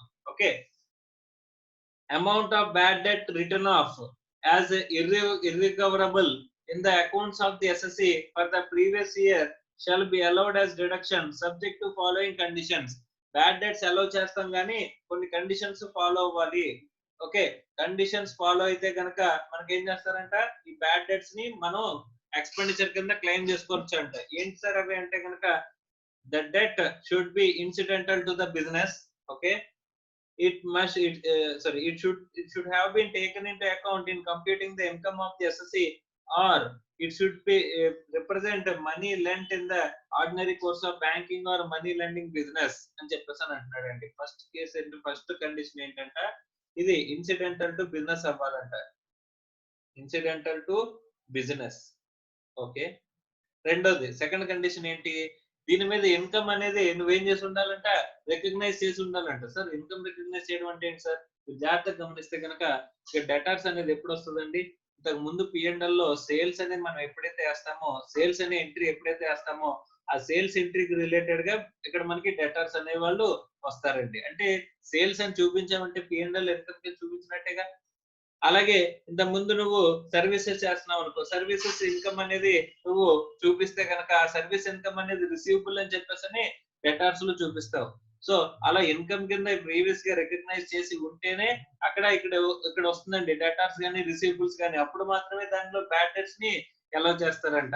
లేదా మీరు ఏ బిజినెస్ లో ఉన్నారంటే మనీ లెండింగ్ బిజినెస్ లో ఉన్నారంట, మనీ లెండింగ్ బిజినెస్ లో ఉన్నారంట, అప్పుడు కూడా మీకు అలౌ చేస్తారంట. బ్యాలెన్స్ షీట్ లో మనీ లెండింగ్ బిజినెస్ లో ఉన్నప్పుడు లోన్స్ అండ్ అడ్వాన్సెస్ అని చెప్పేసి మనం చూపించుకుంటామండి. ఆ లోన్స్ అండ్ అడ్వాన్సెస్ తిరిగి రావు అని చెప్పేసి అనుకుంటే, మనం అప్పు ఇచ్చిన తర్వాత తిరిగి ఇవ్వట్లేదు అనుకుంటే కనుక దాన్ని ఏం చేసుకోవచ్చు అంట బ్యాడ్ డెట్స్ అని చెప్పేసి మీరు రికార్డ్ చేసుకోవచ్చు అంటే. ఈ ఎక్స్పెన్స్ ఇక్కడ లోన్స్ అండ్ అడ్వాన్సెస్ నుంచి మైనస్ బ్యాడ్ డెట్స్ అని చెప్పేసి రాసి ఇక బ్యాడ్ డెట్స్ అనేది P&L లో మీరు క్లెయిమ్ చేసుకోవచ్చు అని చెప్పేసి అంటున్నారు. అంటే ప్రీవియస్లీ మీరు ఏం చేసి ఉండాలి, దాని మీద ఇన్కమ్ అనేది రికగ్నైజ్ చేసి ఉండాలి,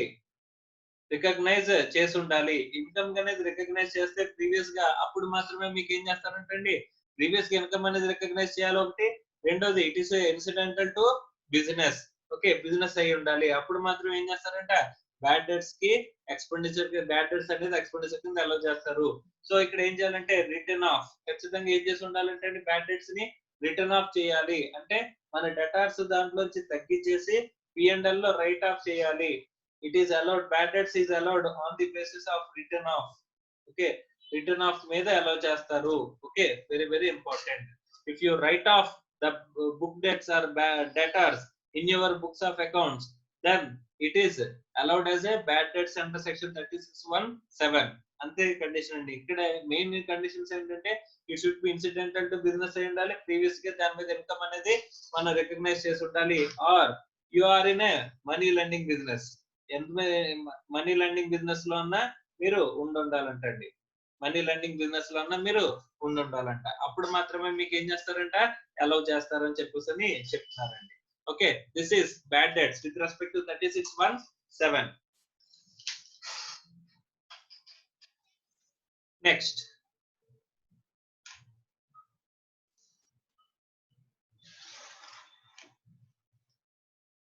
36(1)(9) అంటండి. నెక్స్ట్ ఏంటి 36(1)(9). సార్ 36(1)(9) ఏంటి sir, promotion of family planning.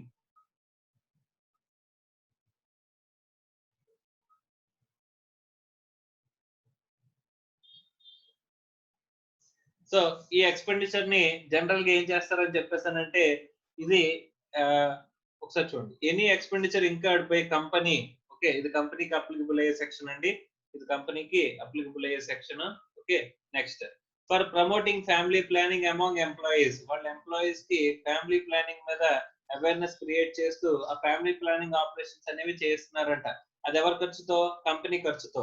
So అలాంటప్పుడు అలాంటి ఖర్చుని ఏం చేస్తారంట ఓవర్ ఏ పీరియడ్ ఆఫ్ ఒకేసారి అలో చేయరంట, అది ఓవర్ ఏ పీరియడ్ ఆఫ్ అమౌంటైజ్ చేస్తారంట, over a period of 5 years మనకి ఏం చేస్తారంటే అండి ఈక్వల్ ఇన్స్టాల్మెంట్స్ లో అంటే టోటల్ ఎక్స్పెండిచర్ ఎంత అయిందో చూస్తారండి. ఇప్పుడు ఒక 10 lakhs ఖర్చు అయింది అనుకోండి, ఈ 10 lakhs divided by 5 equal instalments అంటే డివైడెడ్ బై 5 వేస్తారు. ఎవ్రీ ఇయర్ ఎంత క్లెయిమ్ చేసుకుంటూ వెళ్తారు, 2 lakhs అనేది ఎక్స్పెండిచర్ ని ఎవ్రీ ఇయర్ 5 years కూడా క్లెయిమ్ చేసుకుంటూ వెళ్తారు. దీన్ని అమోర్టైజేషన్ కూడా అంటాం, amortized over a period of 5 years. Okay right. ఇక్కడ ఒక ఇంపార్టెంట్ పాయింట్ ఉందమ్మా. ఇక్కడ అన్అబ్జార్బ్డ్ ఫ్యామిలీ ప్లానింగ్ ఎక్స్పెండిచర్ ఏదైతే ఉంటుందో, అన్అబ్జార్బ్డ్ ఫ్యామిలీ ప్లానింగ్ ఎక్స్పెండిచర్, ఈ అన్అబ్జార్బ్డ్ ఫ్యామిలీ ప్లానింగ్ ఎక్స్పెండిచర్ అంటే అన్అబ్జార్బ్డ్ డిప్రిసియేషన్ గురించి విన్నాం కదండి, గుర్తుందా? సో ఈ అన్అబ్జార్బ్డ్ ఫ్యామిలీ ప్లానింగ్ ఎక్స్పెండిచర్ ఏదైతే ఉందో it will be treated as unabsorbed depreciation. Unabsorbed depreciation కి ఏదైతే మనం ఫీచర్స్ చెప్పుకున్నామో గుర్తుందండి? Unabsorbed depreciation section 32 sub section 2 ఏమని చెప్పారండి? అన్అబ్జార్బ్డ్ డిప్రిసియేషన్ ఏమైనా ఉన్నట్లయితే దాన్ని next years n number of years కి నువ్వు క్యారీ ఫార్వర్డ్ చేసుకోవచ్చు అండ్ యూ కెన్ క్లెయిమ్. అది ఎన్నాళ్ళైనా సరే ఏ ఇన్కమ్ నుంచి అయినా క్లెయిమ్ చేసుకోవచ్చు other than salaries and casual income అని చెప్పేసి మనం మాట్లాడుకున్నాం. 115 BB లో కవర్ అయ్యే క్యాజువల్ ఇన్కమ్ సాలరీస్ ఇన్కమ్ కాకుండా మిగిలిన ఏ ఇన్కమ్ అయినా మనం ఇన్కమ్ తో అడ్జస్ట్ చేసుకోవచ్చు. తర్వాత నెక్స్ట్ ఇయర్స్ ఎన్నాళ్ళైనా సరే క్యారీ ఫార్వర్డ్ చేసుకోవచ్చు. రిటర్న్ ఫైల్ చేయాల్సిన అవసరం లేదు. రిటర్న్ ఫైల్ చేస్తేనే అంటే లాస్ రిటర్న్ ఫైల్ చేస్తేనే నేను ఎక్స్పెండిచర్ కింద ఇక్కడ నెక్స్ట్ ఇయర్ క్యారీ ఫార్వర్డ్ చేసుకోగలను. లాస్ అనే కండిషన్ లాంటివి ఏ కండిషన్ లేకుండా నాకు ఇక్కడ అన్అబ్జార్బ్డ్ డిప్రిసియేషన్ అలౌ చేస్తామని చెప్పేసి చెప్పారండి. అదే మాదిరిగా అన్అబ్జార్బ్డ్ ఫ్యామిలీ ప్లానింగ్ ఎక్స్పెండిచర్ కూడా సేమ్ అన్అబ్జార్బ్డ్ డిప్రిసియేషన్ లాగే. అండ్ ఇంకొకటి మనం లాస్ట్ క్లాస్ లో ప్రీవియస్ క్లాస్ లో చెప్పుకోవడం మర్చిపోయింది ఏంటంటే unabsorbed scientific research expenditure, scientific research expenditure scientific research expenditure section 35 గుర్తుందో లేదో, దీన్ని కూడా అన్అబ్జార్బ్డ్ డిప్రిసియేషన్ లాగే ట్రీట్ చేస్తారంట. అన్అబ్జార్బ్డ్ డిప్రిసియేషన్ లాగే ట్రీట్ చేసే ఎక్స్పెండిచర్ ఇక్కడ ఏమున్నాయంటే కనుక unabsorbed family planning expenditure, unabsorbed scientific research expenditure రెండు కూడా దీని కింద ట్రీట్ చేస్తారంటండి. అన్అబ్జార్బ్డ్ డిప్రిసియేషన్ కి ఏదైతే ఫీచర్స్ బెనిఫిట్స్ ఉన్నాయో అదే బెనిఫిట్స్ ఈ రెండింటికి కూడా వస్తాయి అని చెప్పేసి అని అంటున్నారండి. Okay right. Unabsorbed family expenditure on family planning, if any, shall be carried forward for set off similar to that of unabsorbed depreciation. Unabsorbed depreciation లాగే మనకి అలౌ చేస్తామని చెప్పేసి చెప్తున్నారంటండి. Okay right. అలాగే ఇంకొకటి ఏం చెప్పుకున్నా, unabsorbed depreciation లాగే ఇంకొకటి ఏముంటుందని చెప్పుకున్నాం, unabsorbed scientific research expenditure కూడా సేమ్ దీనిలాగే ఉంటుందని చెప్పేసి మనం మాట్లాడుకున్నాం. Okay right. Next so end of the 36 కి వచ్చేసామండి. 36 అనే సెక్షన్ ఎండ్ కి వచ్చేసాం. అందులో నెక్స్ట్ 36(1)(15) అమ్మ ఇక్కడ రోమన్ నెంబర్స్ రాస్తే రోమన్ నెంబర్స్ రాయండి. ఇక్కడ ఎలా ఉంటే కనుక సెక్షన్ ని మీరు అలాగే మెన్షన్ చేయాలి. Okay so capital letters small letters లోనే, స్మాల్ లెటర్స్ క్యాపిటల్ లెటర్స్ లోనే, రోమన్ నెంబర్ నార్మల్ నెంబర్ కింద, నార్మల్ నెంబర్ రోమన్ నెంబర్ కింద మీరు రాయొద్దు దయచేసి. Okay right. ఎందుకంటే దాని పర్టికులర్ ప్రొవిజన్ మారిపోతుంది దాని వల్ల. సో 36(1)(15) ఏమని చెప్తుంది అని చెప్పేసి అంటే కనుక సెక్యూరిటీస్ ట్రాన్సాక్షన్ ట్యాక్స్ గురించి డిస్కస్ చేస్తున్నారంట. సెక్యూరిటీస్ ట్రాన్సాక్షన్ ట్యాక్స్ దీని గురించి ఆల్రెడీ మనకు తెలుసు. What is securities transaction tax? Any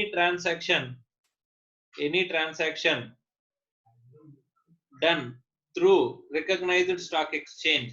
recognised stock exchange ద్వారా ఏదైనా ట్రాన్సాక్షన్ జరిగినట్లయితే అక్కడ మనం ఏం చేస్తామంటండి, సెక్యూరిటీస్ ట్రాన్సాక్షన్ ట్యాక్స్ పే చేయాల్సి వస్తుంది అని చెప్పేసి అని అన్నారండి. ఏదైనా ట్రాన్సాక్షన్ రికగ్నైజ్డ్ స్టాక్ ఎక్స్చేంజ్ ద్వారా చేస్తే కనుక అక్కడ మనం ఏం చేయాలంట, సెక్యూరిటీస్ ట్రాన్సాక్షన్ ట్యాక్స్ పే చేయాల్సిన అవసరం ఉంటుంది అని చెప్పేసి అని అన్నారండి. ఈ సెక్యూరిటీస్ ట్రాన్సాక్షన్ ట్యాక్స్ మనం ఎప్పుడైతే పే చేస్తామో పే చేసిన దాన్ని ఎక్స్పెండిచర్ కింద అలౌ చేసుకోవచ్చా సార్ అని చెప్పేసి అంటే కనుక 36(1)(15) లో మనకి చెప్తున్నాడంట. ఏం చెప్తున్నాడు చూడండి. Securities transaction tax paid in respect of a taxable securities transactions entered into in the course of business shall be allowed as deduction if the income from such taxable securities transaction is included in the income computed under Pgbp అంటున్నారండి. Okay right. ఇక్కడ STT securities transaction tax P&L expenditure కింద ఎప్పుడు అలో చేస్తాడంట, మీరు గనక ఈ securities transaction tax expenditure వేస్తే ఇప్పుడు ఈ ట్రాన్సాక్షన్ కి రిలేటెడ్ గా ఇన్కమ్ అనేది ఎక్కడ రికగ్నైజ్ చేయాలంట, P&L లో రికగ్నైజ్ చేయాలంట. సార్ నార్మల్ గా ఈ సెక్యూరిటీస్ ని ట్రాన్స్ఫర్ చేస్తే నేను క్యాపిటల్ గెయిన్ కింద చూపించుకున్నాను అనుకోండి, మా క్యాపిటల్ గెయిన్ ఇన్కమ్ కింద నేను చూపించాను అనుకోండి, అది Pgbp ఎక్స్పెండిచర్ కింద ఎలా చేస్తారా, లేదు, అలా ఎలా చేయకూడదు. మరి ఈ ట్రాన్సాక్షన్ కి సంబంధించిన ప్రాఫిట్ ఆర్ లాస్ ఇన్కమ్ ఏదైతే ఉంటుందో ఆ ఇన్కమ్ ఎక్కడ చూపించాలంట, P&L లో ఇన్కమ్ కింద చూపిస్తే అప్పుడు ఎస్టిటి ఎక్స్పెండిచర్ అవుతుంది. అంటే if it is a business or profession transaction, if it is a business or profession transaction అంటే ఈ సెక్యూరిటీస్ ని ట్రేడ్ చేయడం మీ బిజినెస్ అనుకోండి, ఆ బిజినెస్ చేయడం కోసం రికగ్నైజ్ స్టాక్ ఎక్స్చేంజ్ ద్వారా ట్రాన్సాక్షన్ చేశారు అనుకోండి, అప్పుడు మాత్రమే మీకు ఏం చేస్తారంట, రికగ్నైజ్ స్టాక్ ఎక్స్చేంజ్ ద్వారా ట్రాన్సాక్షన్ చేసినట్లయితే ఆ ఎస్టిటిని P&L ఎక్స్పెండిచర్ కింద వేస్తారంట.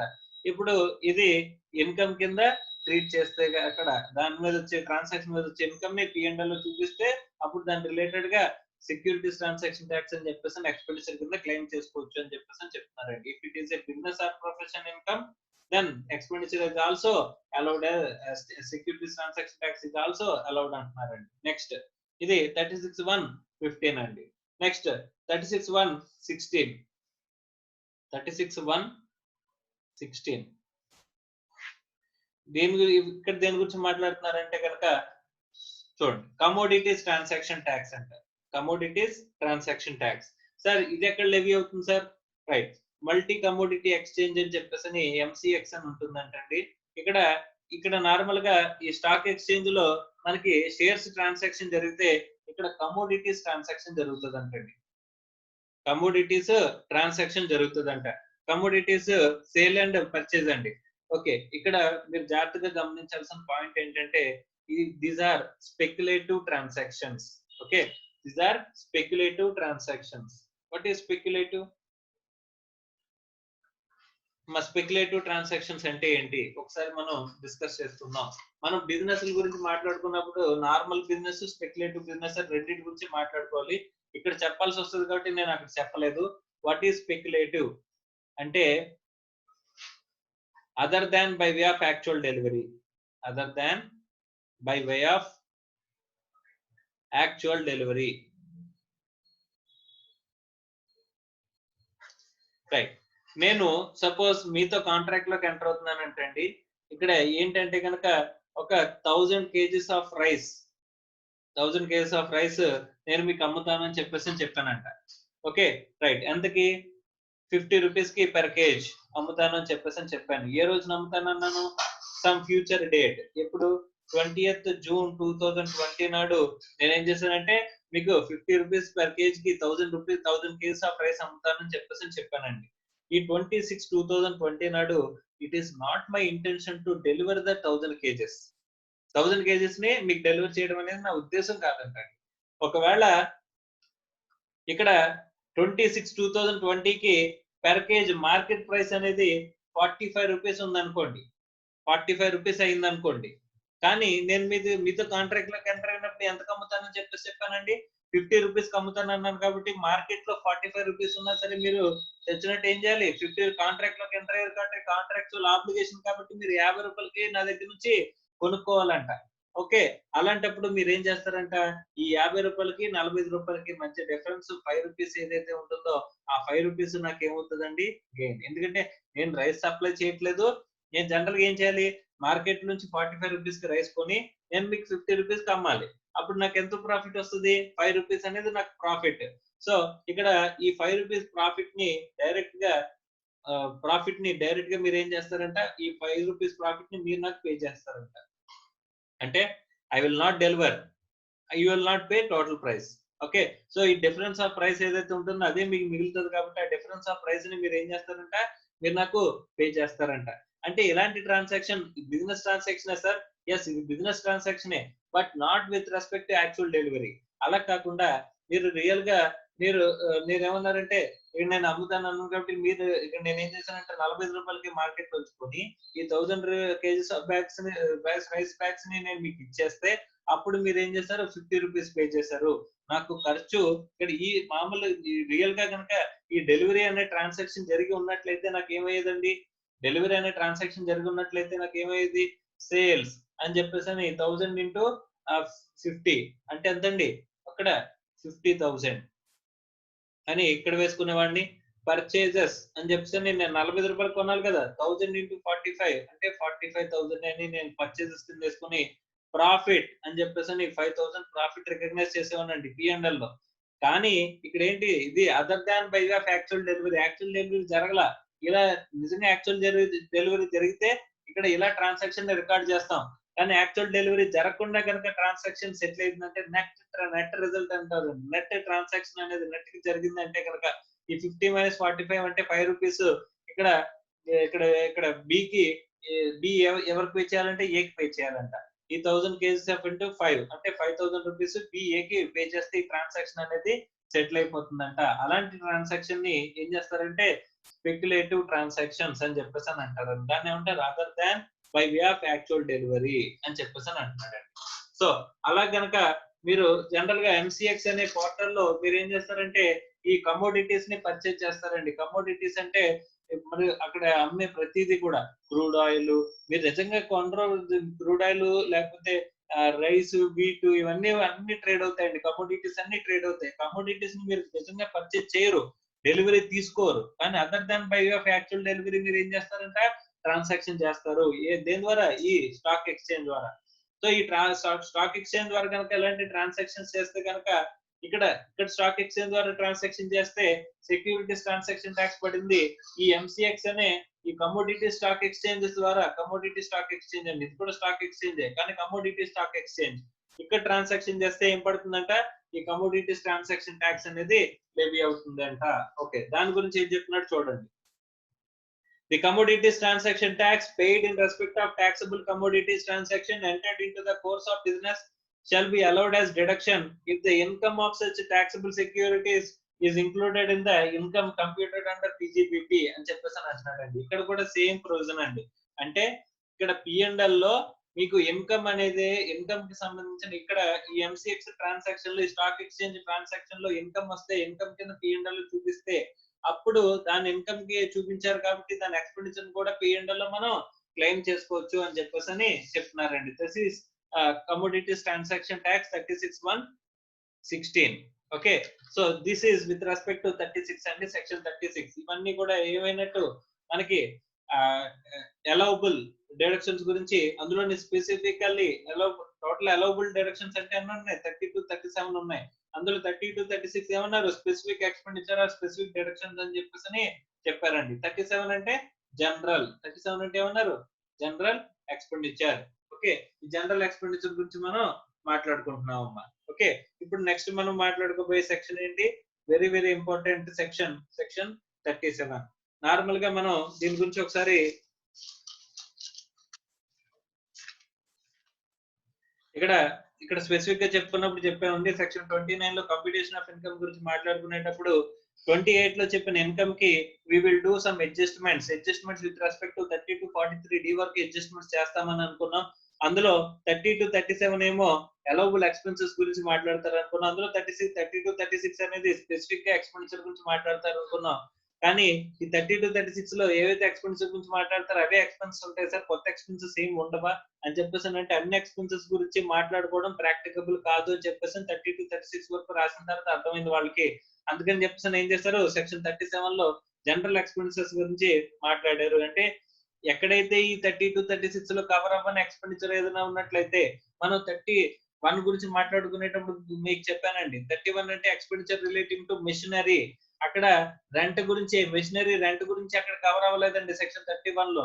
అంటే కవర్ అవ్వలేదంటే మనకి అలౌ చేయరా అని చెప్పేసి అంటే అక్కడ స్పెసిఫిక్ గా చెప్తేనే అలౌ చేస్తారు. చెప్పనివన్నీ కూడా ఎందులోకి వస్తాయి, 37 జనరల్ ఎక్స్పెండిచర్ లోకి వస్తాయంటండి. జనరల్ ఎక్స్పెండిచర్ ఎప్పుడు అలౌ చేస్తారంటే కనుక మనకి కండిషన్స్ అనేవి చెప్పారంట.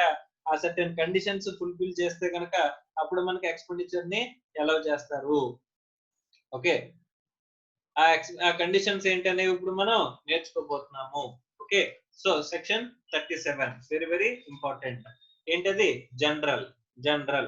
ఓకే సార్, ఏంటి ఈ 37 లో ఏ స్పెసిఫిక్ ఎక్స్పెండిచర్ గురించే మాట్లాడరు, కానీ అలౌబిలిటీ గురించే మాట్లాడుతున్నారా? ఎస్, అలౌబిలిటీ గురించే మాట్లాడుతున్నారు కానీ స్పెసిఫిక్ గా ఒక ఎక్స్పెండిచర్ గురించి మాట్లాడరంటండి. ఏంటో చూద్దాం.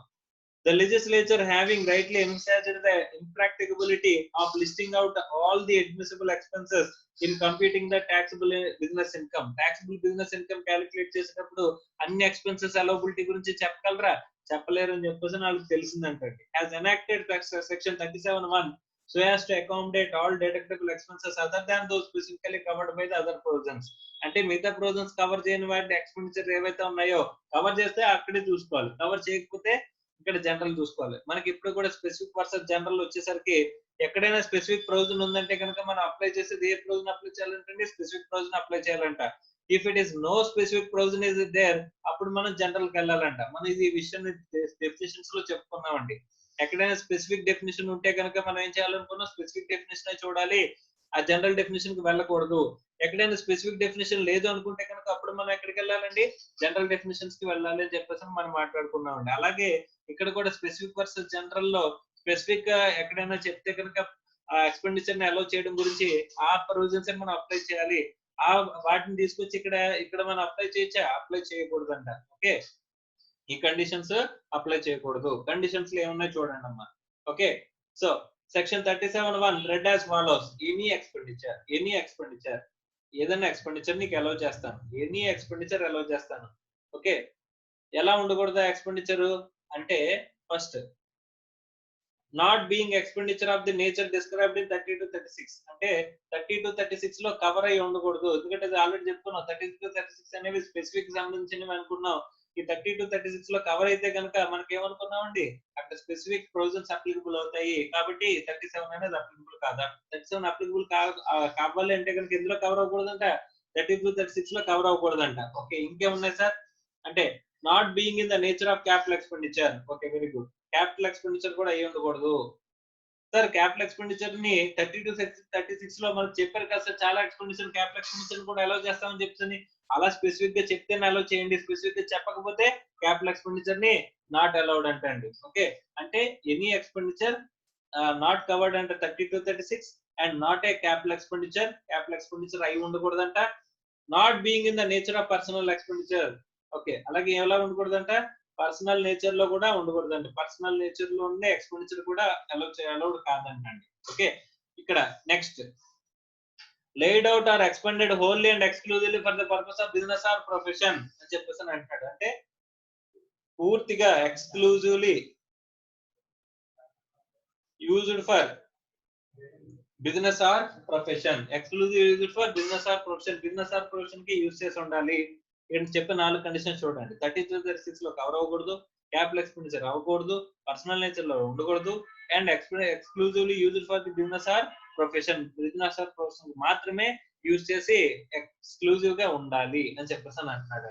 ఓకే, దీంతో పాటుగా ఇంకొక పాయింట్ ఉంటదండి. ఇక్కడ బాక్స్ లో ఉన్న చూసారా, ఈ బాక్స్ లో ఉన్న పాయింట్ ఇంకొక కండిషన్ అండి. చూడండి, the following expenditure shall not be deemed to have been laid out or expended for the purpose of the business and therefore no deduction is or allowance shall be allowed అని చెప్పేసి అంటున్నాడు. ఏంటది, expenditure incurred for the purpose which is offense or prohibited by law అని చెప్పేసి అంటున్నాడు. This is explanation to section 37. Normal గా చెప్పే conditions లో చెప్పలేదు కానీ దీన్ని అడిషనల్ గా మన ఎక్స్ప్లెనేషన్ 1 లో చెప్పాడంట. ఏంటంట, ఈ ఎక్స్పెండిచర్ ఎలా ఉంటే నేచర్ లో ఉండకూడదంటే it should not be in the nature of offence or prohibited by law.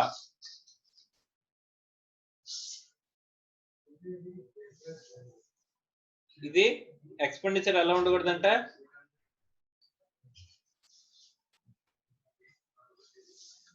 Like offence or prohibited by law కింద ఉండొచ్చా, ఉండకూడదంట. ఇది ఎక్కడ చెప్పారంట, ఎక్స్ప్లెనేషన్ 1 to సెక్షన్ 37. ఓకే, ఇంకేం చెప్పారు చూడండి, expenditure incurred on activities relating to corporate social responsibility. ఇది CSR activity కూడా అవ్వకూడదంట. కార్పొరేట్ సోషల్ రెస్పాన్సిబిలిటీ కూడా అవ్వకూడదంట. కార్పొరేట్ సోషల్ రెస్పాన్సిబిలిటీ అంటే ఏంటి సార్, ఒకసారి మాట్లాడుకుందాం. సో కంపెనీకి సోషల్ రెస్పాన్సిబిలిటీ ఉండాలని చెప్పేసి అప్పట్లో మన యూపీఏ గవర్నమెంట్ అంటే కాంగ్రెస్ గవర్నమెంట్ ఏం చేసిందంటే ఇక్కడ ఈ సిఎస్ఆర్ యాక్టివిటీ గురించి తీసుకొచ్చిందండి. సిఎస్ఆర్ యాక్టివిటీ కంపెనీస్ ఏవైతే ఉన్నాయో వాళ్ళు ఖచ్చితంగా వాళ్ళు సిఎస్ఆర్ యాక్టివిటీ అనేది చేయాలి, కార్పొరేట్ సోషల్ రెస్పాన్సిబిలిటీ అనేది చేసి తీరాలి. అలా చేస్తే కనుక అంటే వాళ్ళకి వచ్చే ప్రాఫిట్ లో కొంత పోర్షన్ అనేది కొంతమందికి మ్యాండేటరీ చేసిందండి. ఈ మ్యాండేటరీగా వాళ్ళకి వచ్చే ప్రాఫిట్ లో కొంత యాక్టివిటీ సిఎస్ఆర్ యాక్టివిటీ మీద స్పెండ్ చేయాలి, కార్పొరేట్ సోషల్ రెస్పాన్సిబిలిటీ కింద స్పెండ్ చేయాలని చెప్పేసి అని అన్నారండి. ఇక్కడ ఈ కంపెనీస్ చాలా తెలివైన కంపెనీస్ అండి. ఏం చేశారంట, కంపెనీస్ స్పెండ్ చేస్తూ తనకు వచ్చే ప్రాఫిట్ నుంచి కొంత amount corporate social responsibility to comply with the companies act. Okay, ఈ కంపెనీస్ యాక్ట్ ప్రకారం ఒకవేళ కనుక ఏదైనా కంపెనీ సిఎస్ఆర్ యాక్టివిటీస్ చేయకపోతే కనుక కంపెనీస్ యాక్ట్ ప్రకారం దాన్ని డీరికగ్నైజ్ చేసే ప్రొవిజన్స్ కూడా పెట్టారంటండి. ఓకే, సో ఈ సోషల్ రెస్పాన్సిబిలిటీ స్పెండ్ చేయాలి అని చెప్పేసి పెట్టినప్పుడు కంపెనీస్ ఈ సోషల్ రెస్పాన్సిబిలిటీ సిఎస్ఆర్ యాక్టివిటీ చేస్తే ఇక్కడ ఏం చేస్తారండి, ఎక్స్పెండిచర్ కింద క్లెయిమ్ చేసుకోవడం మొదలెట్టారంట. ఎక్స్పెండిచర్ కింద క్లెయిమ్ చేసుకోవడం మొదలెట్టారంట. సో ఇటు సాయం చేస్తూ ఇటు అడ్వాంటేజ్ పొందుతున్నారంట. అంటే అడ్వాంటేజ్ ఎలా వస్తుంది సార్, ఎక్స్పెండిచర్ కింద అలౌ చేస్తే ప్రాఫిట్ లో తగ్గుతుంది, ప్రాఫిట్ లో తగ్గితే దాని మీద ట్యాక్స్ పే చేయాలా అవసరం లేదు, ప్రాఫిట్ తగ్గుతుంది కాబట్టి. కానీ ఇక్కడ ఏం చేస్తానంటున్నారంట, ఈ కార్పొరేట్ సోషల్ రెస్పాన్సిబిలిటీ అనే యాక్టివిటీ ఏదైనా ఉన్నట్లయితే దాని మీద ఎక్స్పెండిచర్ ని ప్రాఫిట్ నుంచి మైనస్ చేయడానికి అలౌ చేయట్లేదంట. అంటే అక్కడ ప్రాఫిట్ బిఫోర్ ట్యాక్స్ నుంచి మైనస్ చేసేసి ట్యాక్స్ అనేది తగ్గడానికి అవకాశం ఉందా, ట్యాక్స్ అనేది తగ్గే అవకాశం లేకుండా ఈ డిజల్వెన్స్ అనేది రాశారంట. అంటే ఏదైనా సిఎస్ఆర్ యాక్టివిటీకి రిలేటెడ్ ఎక్స్పెండిచర్ అంటే ఏం చేస్తాం, ప్రాఫిట్ కి యాడ్ చేసి పడేస్తాం. P&L ఎక్స్పెండిచర్ కింద చేసినా సరే దాన్ని ఏం చేస్తాం, 37 లో డిజల్వ్డ్ కాబట్టి మనం ఏం చేస్తాం, ప్రాఫిట్ కి యాడ్ చేసి పడేస్తాం. ప్రాఫిట్ కి యాడ్ చేసేస్తే కనుక మనకి ఏమవుతుందంటే అండి, దాని మీద కూడా ట్యాక్స్ పడిపోతుంది. సో దాని మీద ట్యాక్స్ పడుతుందంటే ఎస్, ట్యాక్స్ పడిపోతుందంటే. ఓకే, సో ఇలా కొన్ని కండిషన్స్ చెప్పారంటే అండి, ఈ కండిషన్స్ కనుక ఫుల్ఫిల్ చేసినట్లయితే అప్పుడు జనరల్ నేచర్ లో సెక్షన్ 37 లో ఎక్స్పెండిచర్ అలౌ చేస్తామని చెప్పి అంటున్నారంట. ఏమేమి ఉన్నాయండి conditions, first that should not be covered అంటే 30 to 36. 30 to 36 అంటే స్పెసిఫిక్ కాబట్టి స్పెసిఫిక్ వర్సెస్ జనరల్ లో స్పెసిఫిక్ ప్రివేల్ ఓవర్ అవుతుంది ఓవర్ ది జనరల్ కాబట్టి ఇక్కడ స్పెసిఫిక్ ఎక్స్పెండిచర్ లో కవర్ అయ్యి ఉండకూడదు. తర్వాత క్యాపిటల్ ఎక్స్పెండిచర్ అయ్యి ఉండకూడదు, పర్సనల్ నేచర్ ఎక్స్పెండిచర్ అయ్యి ఉండకూడదు, బిజినెస్ ఆపరేషన్ మాత్రమే ఎక్స్క్లూజివ్ గా యూజ్ చేసిన ఎక్స్పెండిచర్ అయ్యి ఉండాలి. అండ్ ఎక్కడ కూడా any offence prohibited by law like penalty కానీ ఏదైనా ఉంటే కనుక అయ్యి ఉండకూడదు. అంటే ఒక లాని వైలేట్ చేయడం వల్ల వచ్చిన ఎక్స్పెండిచర్ అయ్యి ఉండకూడదు మనం క్లెయిమ్ చేసేది. అలాగే కార్పొరేట్ సోషల్ రెస్పాన్సిబిలిటీ ఎక్స్పెండిచర్ అవ్వచ్చా అంటే అది కూడా అయ్యి ఉండకూడదు. ఉంటే కనుక ఏం చేస్తారంటే అండి, డిజాల్వ్ చేస్తారంట. Okay right, so this is with respect to section 37 అండి. ఓకే, 37 లోనే కొన్ని ఇంపార్టెంట్ కేస్ లాస్ కొన్ని ఉన్నాయంటే, కొన్ని కోర్ట్ కేస్ జడ్జిమెంట్స్ ఉన్నాయంటండి. ఓకే, అవి కొంచెం ల్యాండ్ మార్క్ జడ్జిమెంట్స్ అంట, వాటిని ఒక్కసారి డిస్కస్ చేద్దామమ్మా. రైట్, చూడండి, బిజినెస్ లాస్ వర్సెస్ ఎక్స్పెన్సెస్ అని చెప్పేసి 195 లో మీకు లాస్ట్ నుంచి సెకండ్ పారాగ్రాఫ్ ఉందండి. ఇది చాలా ఇంపార్టెంట్ కేసులా, doctor TA Qureshi versus CIT. Doctor TA Qureshi, ఈ కేసులో మాత్రం గుర్తుపెట్టుకోండి, చాలా సార్లు అంటే చాలా సార్లు అడిగాడంటే అండి. Doctor TA Qureshi versus CIT, ఇది సుప్రీంకోర్టు జడ్జిమెంట్ అండి. ఇది supreme court judgement, landmark judgement అండి. సో కాబట్టి ఇక్కడ మనం గుర్తుపెట్టుకోవాలి. ఒకసారి చూడండి, business expenditure allowable under section 37(1) and the deductibility of the business loss suffered in the normal course of business needs to be distinguished అని చెప్పేసి చెప్పిన కేసులా అండి. అంటే మనం ఏదైతే బిజినెస్ ఎక్స్పెండిచర్ క్లెయిమ్ చేస్తామో, బిజినెస్ ఎక్స్పెండిచర్ వేరు, లాస్ వేరు. ఇక్కడ లాస్ వేరు, బిజినెస్ ఎక్స్పెండిచర్ వేరు అని చెప్పేసి చెప్తున్నాడండి. రెండింటిని డిస్టింగ్విష్ చేసిన ప్రొవిజన్ అంట. రైట్, ఇక్కడ ఏంటో చూద్దాం. An assessee, a medical practitioner, was illegally manufacturing and selling heroin, okay, drugs, and the heroin held as stock in trade was seized by CBI, and the assessee claimed such a seizure as a business loss. Though such loss does not fall under the ambit of the allowability of 37(1) as a business expenditure, the same shall be allowed as an ordinary commercial principles while computing the profits and gains. Sir, ఇక్కడ expenditure in the case of ఎలా ఉండకూడదు అన్నారండి, prohibited by లా, ఉండొచ్చా, ఉండకూడదు అని అన్నారు.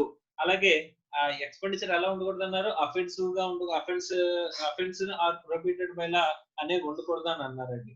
Suppose ఇక్కడ ఏం జరిగిందంటే కనుక, నేను హెరాయిన్ ని నేను ఇచ్చేస్తున్నానంట, మ్యానుఫ్యాక్చర్ చేస్తున్నానంట అండ్ సేల్ చేస్తున్నానంట, దీన్ని అది అఫెన్స్ అండి. హెరాయిన్ అంటే ఏంటి, డ్రగ్స్ అమ్మడం అనేది నేరం.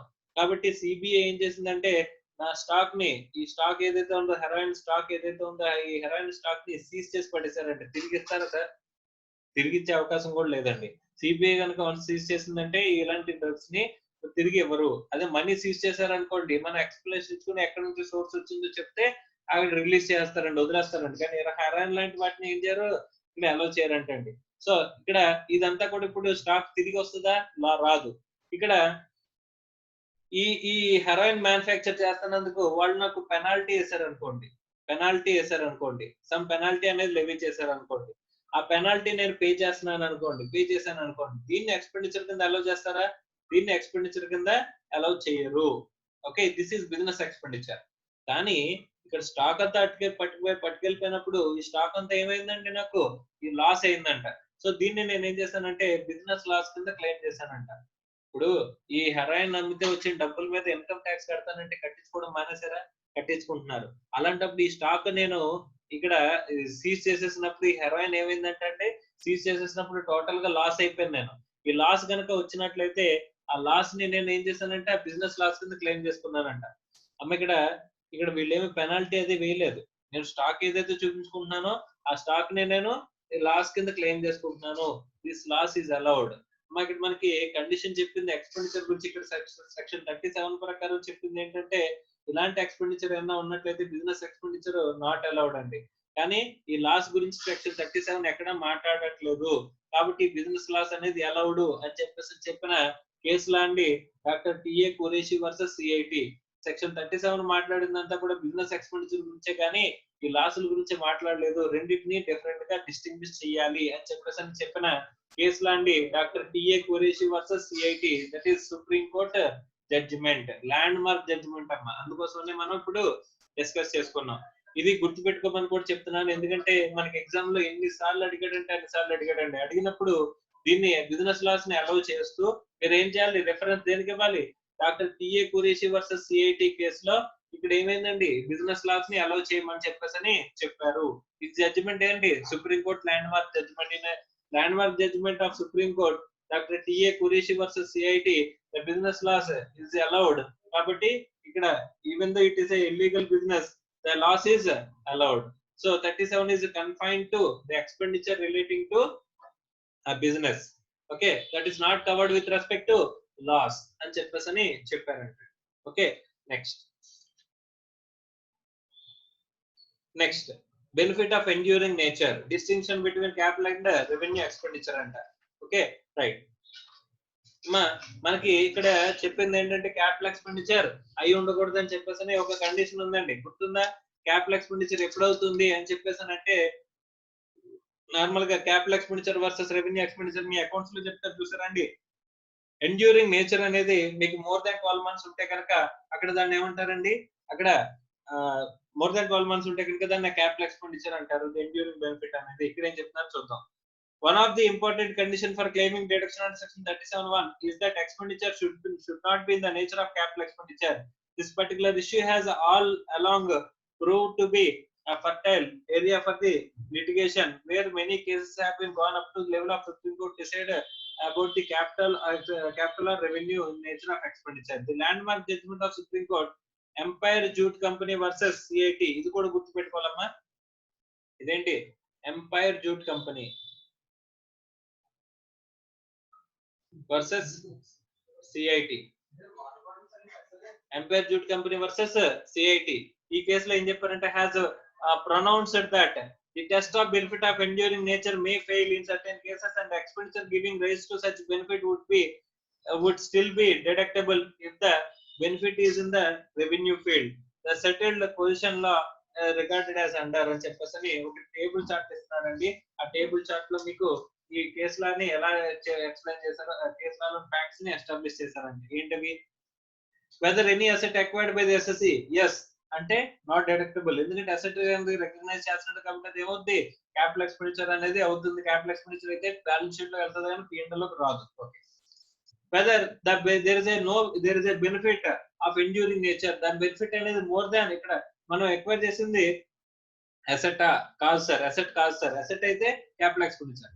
అసెట్ కాదు అనుకుంటే కనుక దాని బెనిఫిట్ అనేది మోర్ దాన్ ఇక్కడ చూడండి, the benefit whether the benefit is in the enduring nature, long term లో నాకు బెనిఫిట్ వస్తుందా, ఎస్ అనుకుంటే INCET benefit is in the capital field, అది క్యాపిటల్ ఫీల్డ్ లో బెనిఫిట్ వస్తుందా, ఎస్ అనుకుంటే కనుక ఫిక్స్డ్ అసెట్స్ గెట్స్ ఇంప్రూవ్డ్, అంటే ఇక్కడ ఫిక్స్డ్ అసెట్స్ ని ఇంప్రూవ్ చేస్తాం, అంటే ఫిక్స్డ్ అసెట్స్ కి క్లెయిమ్ చేస్తాం. దానికి ఎండ్యూరింగ్ బెనిఫిట్ ఏమి ఉండదు సార్, ఒక ఇయర్ లోనే ఎండ్యూరింగ్ బెనిఫిట్ అనేది ఉంటది అని చెప్పేసి అనుకుంటే కనుక, ఎండ్యూరింగ్ బెనిఫిట్ అంటే దాని వల్ల మనకి ఇప్పుడు ఇక్కడ ఎగ్జాంపుల్ చూడండి, సాలరీస్ టు స్టాఫ్ అన్నాడండి, మీరు ఎంప్లాయీ సాలరీస్ వర్క్ చేశారండి, వాడు వర్క్ చేసిన దానికి పేమెంట్ చేస్తారు, దాని ఎండ్యూరింగ్ బెనిఫిట్ అన్నాళ్ళు ఉంటదండి. ఇప్పుడు ఒక మంత్ సాలరీ పే చేశారంటే 1 మంత్ కి ఎండ్యూరింగ్ నేచర్ లో బెనిఫిట్ అనేది ఉంటది. సో నెక్స్ట్ మంత్ వచ్చేసరికి మళ్ళీ కొత్తగా సాలరీ పే చేయాలి, కాబట్టి దాని ఎండ్యూరింగ్ నేచర్ అనేది ఇక్కడ ఇక్కడ ఉండదు అని చెప్పేసి అని అనుకుంటే కనుక, ఫ్యూచర్ లో కూడా ఉండదు అనుకుంటే కనుక, అప్పుడు ఏమవుతుంది, డిడక్టబుల్ అంటే సెక్షన్ 37. లేదు సార్ ఉంటది, అది కూడా క్యాపిటల్ ఫీల్డ్ లో ఉంటది అనుకుంటే కనుక, అక్కడ ఏం చేస్తారండి, 37(1) లోకి క్లెయిమ్ చేయరంట, దాన్ని ఫిక్స్డ్ అసెట్స్ కి యాడ్ చేస్తారంట. ఒకవేళ ఎండ్యూరింగ్ క్యాపిటల్ బెనిఫిట్ అనేది ఉండదు అనుకుంటే, the benefit is in the revenue field as a fixed assets are left untouched, deductible under section 37(1). Is it deductible in 1 year or to be spread over, అంటే more than 1 year లో మనం claim చేసుకోవాలా, ఒక year లో claim చేసుకోవాలా, అంటే దాని enduring benefit అనేది క్యాపిటల్ ఫీల్డ్ లో లేదు, కానీ ఇక్కడ మోర్ దాన్ 1 ఇయర్ క్లెయిమ్ చేసుకోవాలా, ఒకేసారి క్లెయిమ్ చేసుకోవచ్చా, అంటే if there is a continuing obligation between the parties and benefit therefrom accrues during the specified period, deduction to be spread over the such period of number of years అని చెప్పేసి అంటున్నాడండి. Okay, normal గా దాని benefit అనేది మనకు more than 1 year ఉంటే కనుక, దాన్ని ఏం చేయాలంటే దాని రిలేషన్ అనేది మోర్ దాన్ 1 ఇయర్ ఉంటే కనుక, అక్కడ మనం ఏం చేయాలంటే ఎండ్యూరింగ్ బెనిఫిట్ అనేది మోర్ దాన్ 1 ఇయర్ ఉంటే కనుక దాన్ని స్ప్రెడ్ చేయాలి, లేకపోతే సేమ్ ఇయర్ లో డిడక్ట్ చేసుకోవాలి అని చెప్పేసి అంటున్నాడండి. అంటే దాని బెనిఫిట్ అనేది ఎన్నాళ్ళు ఉంటుంది అనేది మనం చూడాలంట. దాని బెనిఫిట్ అనేది అక్కడ ఎండ్యూరింగ్ బెనిఫిట్ అంటూ ఉంటే అది క్యాపిటల్ ఫీల్డ్ లో లేకపోతే కనుక, అప్పుడు మనకు రెవెన్యూ ఎక్స్పెండిచర్ అవుతుంది. ఆ రెవెన్యూ ఎక్స్పెండిచర్ లో కూడా దాని బెనిఫిట్ అనేది మోర్ దాన్ ఇక్కడ మోర్ దాన్ 1 ఇయర్ లో మనకి ఎండ్యూరింగ్ బెనిఫిట్ ఉంటుందంటే కనుక, దాన్ని స్ప్రెడ్ ఓవర్ చేయాలి, లేకపోతే కనుక సేమ్ ఇయర్ లో క్లెయిమ్ చేసుకోవాలి. Same capital expenditure, revenue expenditure accounts లో ఏదైతే మాట్లాడుకుంటారో దాని గురించి ఇక్కడ చెప్తున్నాడంటండి. Okay right. సో ఇక్కడతో మనకి అలౌబుల్ ఎక్స్పెన్సెస్ గురించి కంప్లీట్ అయిందండి. సెక్షన్ 37 కంప్లీట్ అవడంతో మనకి అలౌబుల్ ఎక్స్పెండిచర్ గురించి మనకి కంప్లీట్ అయింది. అలౌబుల్ ఎక్స్పెన్సెస్ అనేవి కంప్లీట్ అయిందంటే 30 to 37. మనం టోటల్ గా అడ్జస్ట్మెంట్స్ ఎక్కడ నుంచి ఎక్కడ వరకు చూద్దాం అనుకున్నామండి. సెక్షన్ 29 లో మనం డిస్కస్ చేసుకున్నప్పుడు కంప్యూటేషన్ గురించి సెక్షన్ 28 లో చెప్పిన ఇన్కమ్ కి మనం అడ్జస్ట్మెంట్స్ చేస్తాము. 30 to 43D వరకు మనం అడ్జస్ట్మెంట్స్ చేస్తాం అనుకున్నాం. దాన్ని మళ్ళీ మనం డివైడ్ చేసుకుని 30 to 37 లో అలౌబుల్ ఎక్స్పెన్సెస్ గురించి చెప్తారని చెప్పేసి మనం మాట్లాడుకున్నాం. అలౌబుల్ ఎక్స్పెన్సెస్ గురించి ఇప్పుడు మనం కంప్లీట్ చేసుకున్నాము. మనం ఏ స్టేజ్ లో ఉన్నామో మీకు అర్థమవుతుంది కదా. సో ఇంకా బ్యాలెన్స్ ఇంకా ఏవైతే ఉన్నాయో అవి ఇన్అడ్మిసిబుల్ ఎక్స్పెన్సెస్ గురించి మాట్లాడతారండి. సో నెక్స్ట్ ఏంటి మన topic, inadmissible expenses.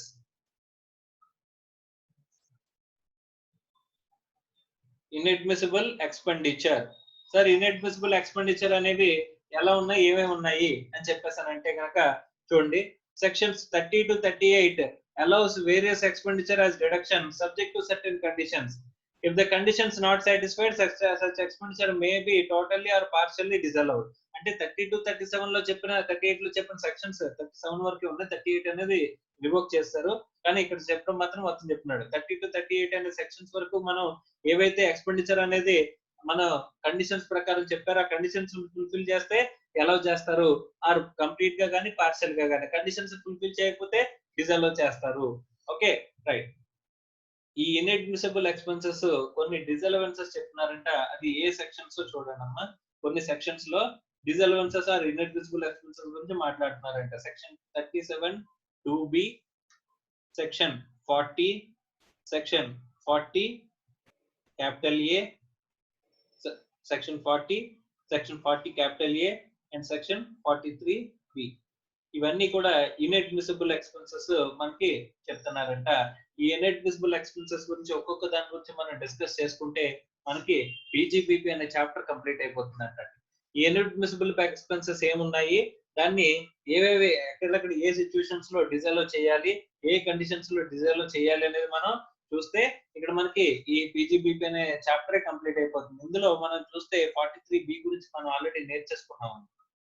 Section 43B అనే కేసెస్ ఎక్కడెక్కడ అవుతాయి అనేది చూస్తే చాలు. సెక్షన్ 43B అంటే ఏంటో తెలుసు. సెక్షన్ 43Bలో ఏ కేసెస్ ఎప్పుడెప్పుడు వస్తాయి అనేది మనం డిస్కస్ చేసుకుంటే సరిపోతుంది. కానీ ఇంకా మిగిలిన 37(2B), 40, 40A అనే సెక్షన్స్ ఇంకా మనం ఇన్అడ్మిసిబుల్ ఎక్స్పెన్సెస్ మనం చూడాలి. ఇవి చూసేస్తే మనకి ఏమైపోతుంది, Pgbp అనే హెడ్ కంప్లీట్ అయిపోతుందమ్మా. Okay, then we will move on to the other sources and all. Okay, right. So ఈ రోజుకి టాపిక్ ఇంతేనమ్మా. సో ఏమైనా డౌట్స్ ఉంటే అడగండి.